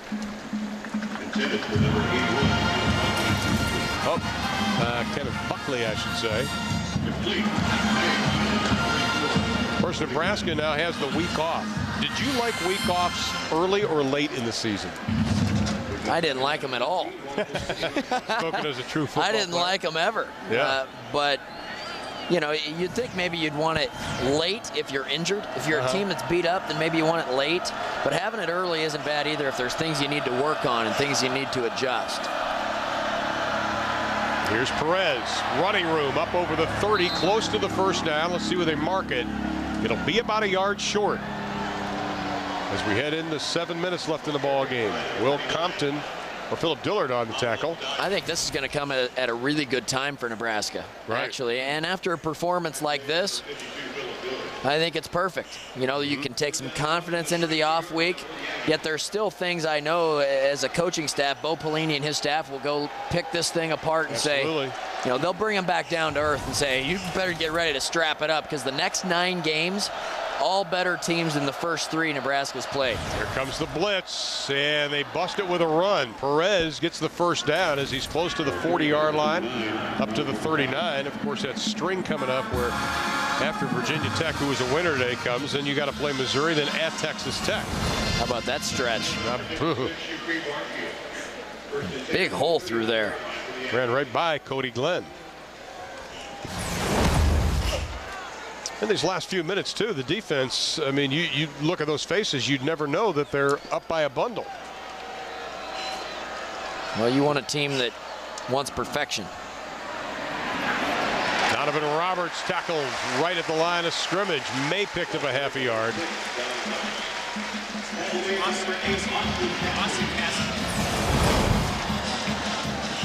Nice pursuit. This little handoff has worked well for New Mexico State tonight.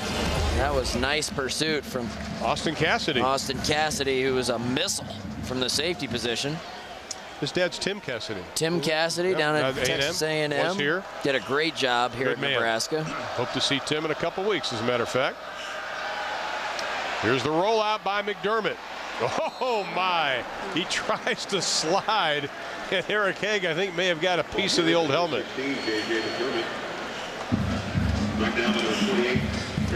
There's Eric Haig. Hey, you got to punish a quarterback. Yeah. He's not a running quarterback, but you're going to slide. Oh, yeah, buddy. I think the funniest story about Eric Haig, though, is everybody confuses him with Roy Heller. And he says he has to tell people, I'm not him. My advice, just go ahead and sign his name. Well, there could be worse guys. Yeah, you know, yeah, really. Heller's going to score a few touchdowns. Yeah. If people mistake you for him, you'd be like, yeah, it was a good run. I know. I can get better. I'll get better. Especially on campus, it wouldn't be too bad. No, be Heller. On third down, nothing going on for Brandon Perez. He is stacked up right at the line of scrimmage as we go inside of 5 minutes to play in the ball game. Somebody tell Carl he's winning. I'm sure they're pretty happy inside. They're pretty pleased. I'll tell you what, I've spent 3 weeks now doing 3 games here, and I can honestly say I've in my 3 decades have never enjoyed 3 weeks more than being around Bo and Carl and Sean Watson and Coach Brown, Coach Eckler, all of them. Well, I think you can see how these players are going to want to play hard for the staff. And having Coach Osborne above that guy, Bo Pelini, right there, I mean, character is back in this program at the highest level. He's not only put the D back in dignity, he's put the D back in defense. So we've got 4 minutes and 12 seconds left to play in the ball game. 38-7. Defense has done a nice job. Only 271 yards for New Mexico State. Out of town, of course, Missouri, a big winner today. It was close early on. Oklahoma in the third, pitching the shutout against Ty Willingham and the Huskies. Texas Tech looks like they're finally getting their offense going. June Jones saying, "Can I go back to Honolulu?" as he trails 43-0. Now, if you look at this game seriously, just and look at what we've seen so far tonight, there's been some good things. There's been a couple of little bobbles. I think kickoffs into the end zone may be a small concern. What grade would you give this team? Pretty good. A-, B+, right in that range. I mean, I just saw so many good things. More than anything, it's been the effort tonight and just the willingness to really sacrifice on defense. You could see that tenacity on defense, and they just made plays. They played with pride. They played with passion. New Mexico State was able to move the ball a little bit, but once they got into the red zone, Nebraska's defense really stiffened. Zach Potter played another big game. They forced a couple of turnovers, and so I'm pretty pleased. And then you look at the offensive side, and there was that balance, Ron, and that's what Nebraska's going to have. These first 3 games were the first part of the season. Then you kind of look at the next 9 and where they need to get better. You look up and down the Big 12 conference, and you're going to have to play good football every week to get a win. We've seen what the conference did this weekend. If Kansas would have won last night, it would have been a really good weekend for the conference. Absolutely, but running the football has been a real key tonight for the Nebraska Cornhuskers. They've rushed for nearly 300 yards in this ball game. So people that were about to push the panic attack button that they weren't running it, they've been able to do it. Here's 4th down and 4. Nebraska brings 4. McDermott throws it deep down the middle, has a man, incomplete. Overthrown at the 20-yard line. It looked like Todd Lee had a step on the defense, but the ball just didn't get there.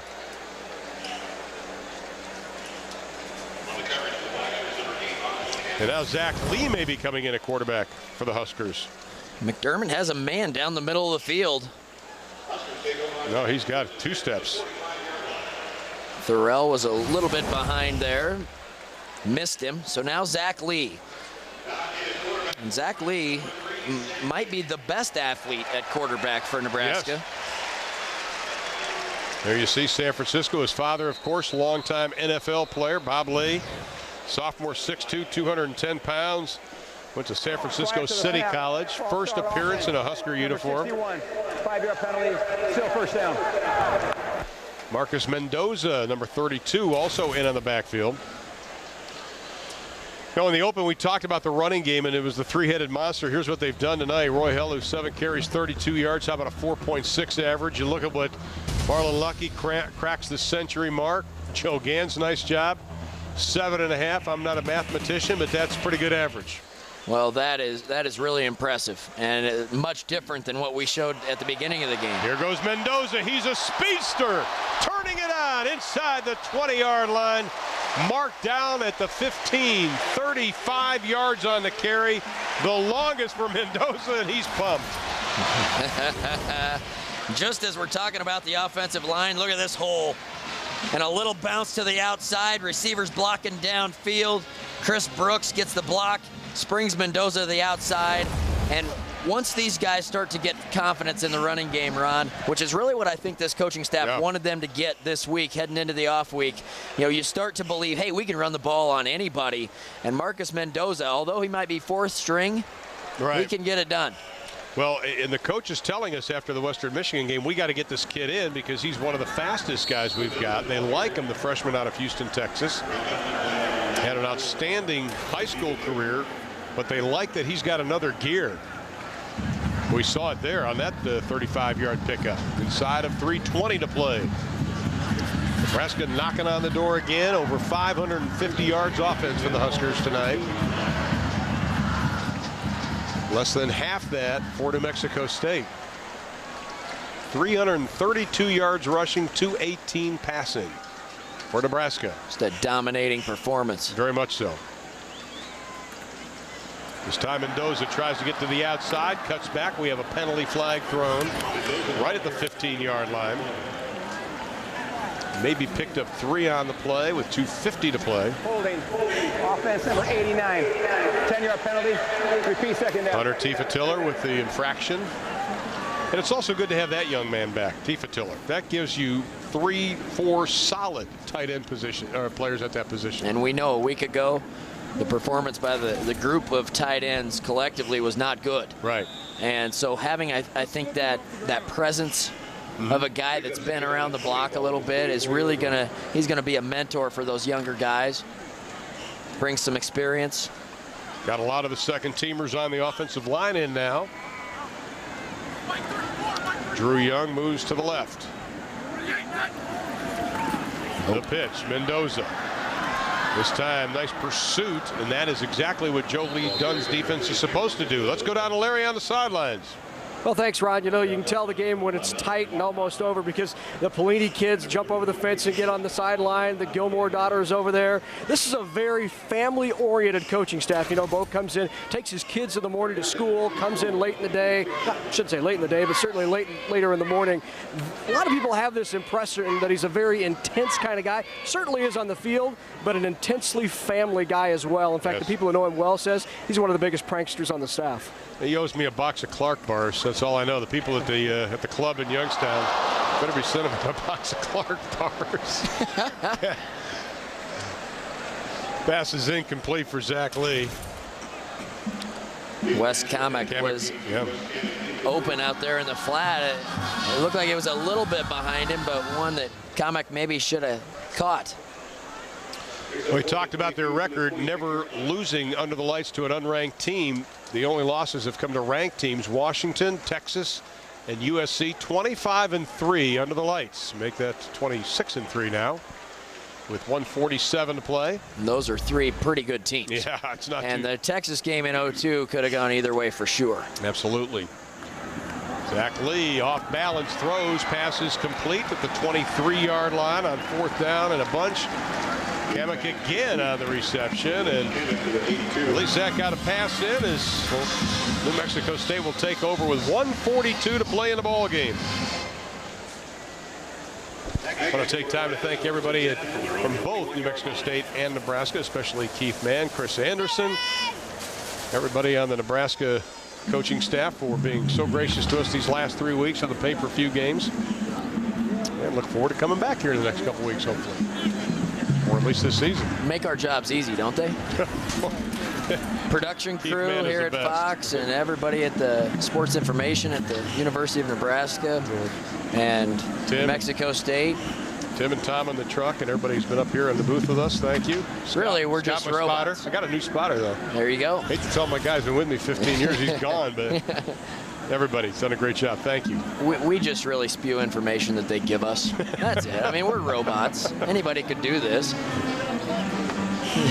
Larry the Cable Guy can do it. As the kids are coming on the field now. Yeah, this is great. I think they see Daddy. Yeah. Coach Gilmore, his kids. Daddy, can I have $1 for a snow cone? Some kids will never get to experience that one time. That's right. That's right. But it's something they'll never forget. You know, and we talked to Bo extensively prior to the Western Michigan game about family, and it's something very special to him. In fact, we were kidding him that his family finally left after the first 2 weeks of the season. No offense, Pelini family in Youngstown. Yeah, and I think Coach Osborne had the greatest line. He says, people from Youngstown don't leave.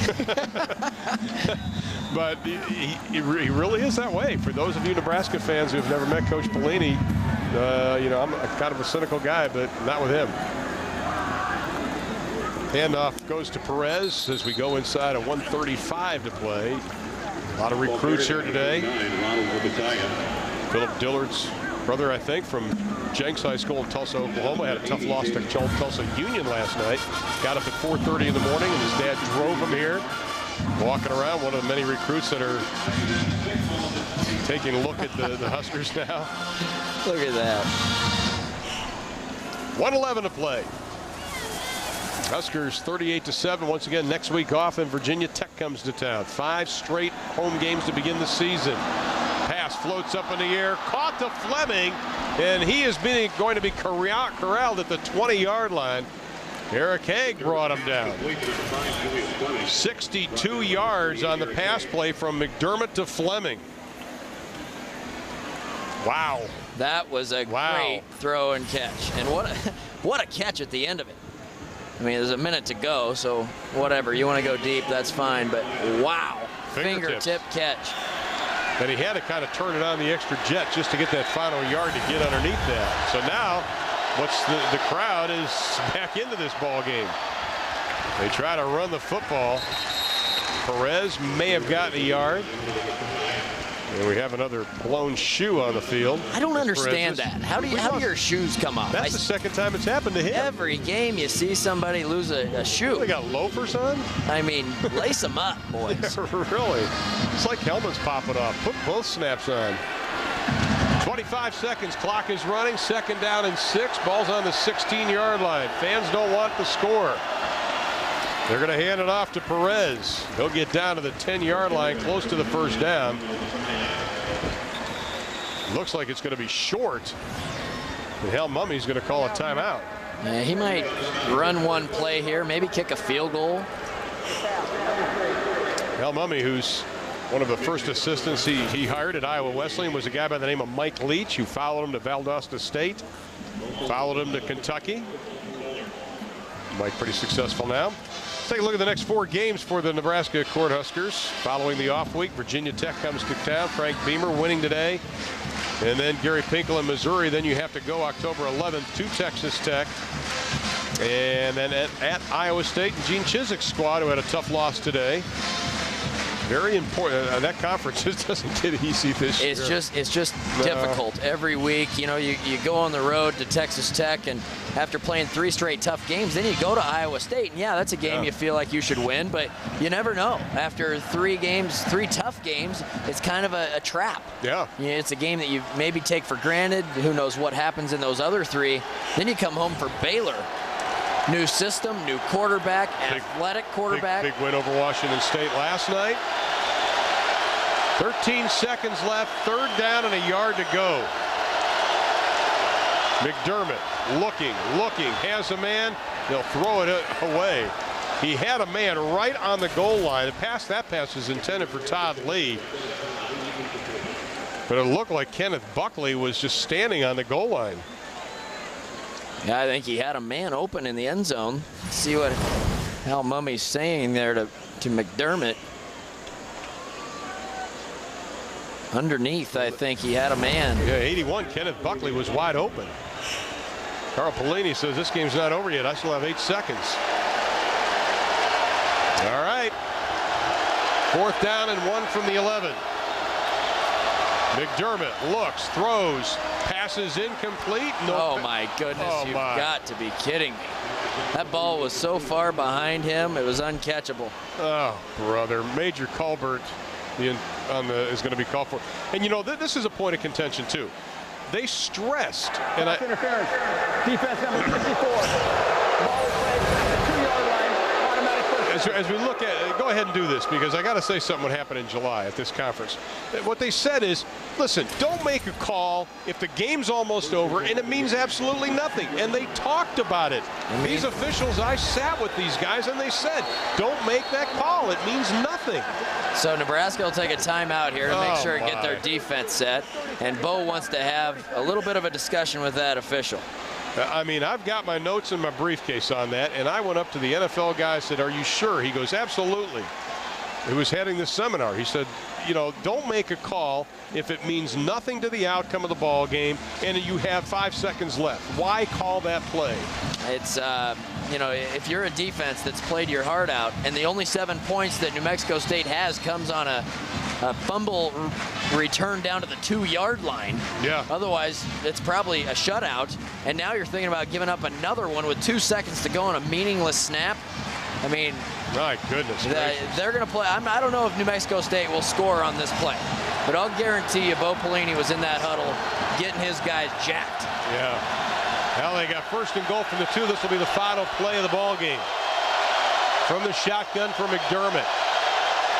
Looking, throwing, in the corner, incomplete. Game is over. And Nebraska will go to 3-0. Bo Pelini now 4-0 as a head coach of the Huskers. And Hal Mummy's squad put up a pretty good fight, and they begin the season with a loss. Final score again, 38-7. The Huskers win it. We'll be back to wrap things up right after this. Stay with us. This is Nebraska, the home of champions. The nation's finest student athletes. Success in athletics, academics, and life. Nebraska, the power of red.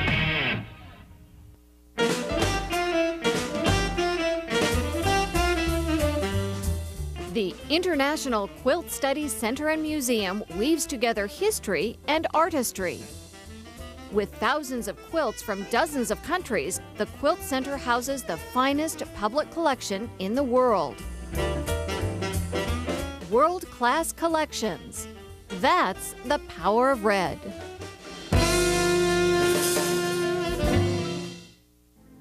Honor the past and invest in the future by contributing to the new Nebraska Student Life Complex.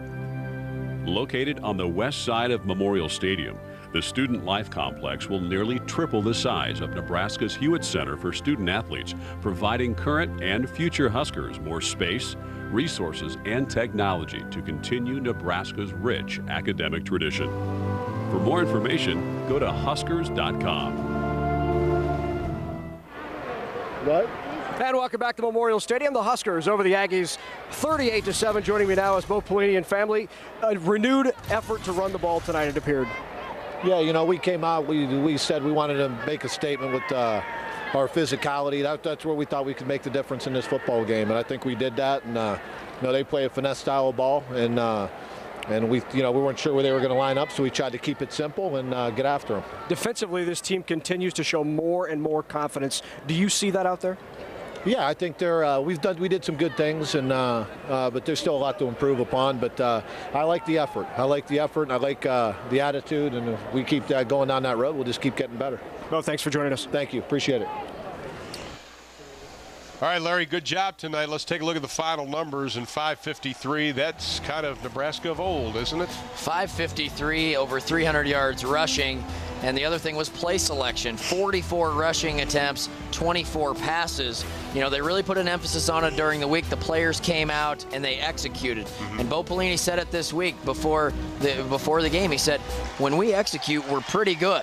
And when we act like we have youth out there and we have guys that don't have experience, then we're not very good because they make mental errors and they have penalties. And when they don't do those things, this team's going to be tough to beat. Because you look at the penalties from last week and some of the blocking errors, a lot of it were the first and second year guys. Yeah, and it was communication. Right. Me not telling you what to do. Like you had to tell me what to do all night, just so I knew exactly what to do. So, but these young guys, they make mistakes, and sometimes in a big game, they were in a tight one last week and they saw some mistakes. So coming out here tonight, I think gives those guys confidence again. And now they have an off week and they get ready for Virginia Tech coming in here in 2 weeks. There's really no rest though, because there are so many things that coaches want to tweak, but I think what Bo Pelini was really looking for tonight, not only execution, he was looking for a physical football team, and I think he got that tonight, both sides of the football. Leiden Murthaugh being back at right tackle really helped, gave a boost, I think, to that offensive line with Matt Slauson and Leiden Murthaugh on the same side, and they ran over those guys a lot of the night. And Damakong Suh and Ty Steinkühler caused a lot of havoc up front. And how about Zach Potter? Right. He is Johnny on the spot. He makes big-time plays. The defensive line maybe took another hit tonight with Pierre Allen going out with an injury. We'll follow up on that. But, the running game, controlling the line of scrimmage is really what Bo Pelini wants to get back for this Nebraska football program. Well, there you see Marlon Lucky breaks the century mark. Nice job by Roy Halou. Joe Gans rushes for a touchdown, throws for a touchdown, catches a touchdown. Quentin Castile, 75 yards on 10 carries. All in all, a good night for the running attack of the Huskers. Of course, they're off next week, and then Virginia Tech comes to town. Final score again, Nebraska wins at 38-7. Tonight's Nebraska-New Mexico State game is an exclusive presentation of FSN. Thanks for joining us the last 3 weeks. And remember, check your local listings for upcoming games on FSN pay-per-view. For producer Tim Patch, director Tom Williamson, Larry Putney, Matt Davison, I'm Ron Thulin saying good night from Lincoln, Nebraska.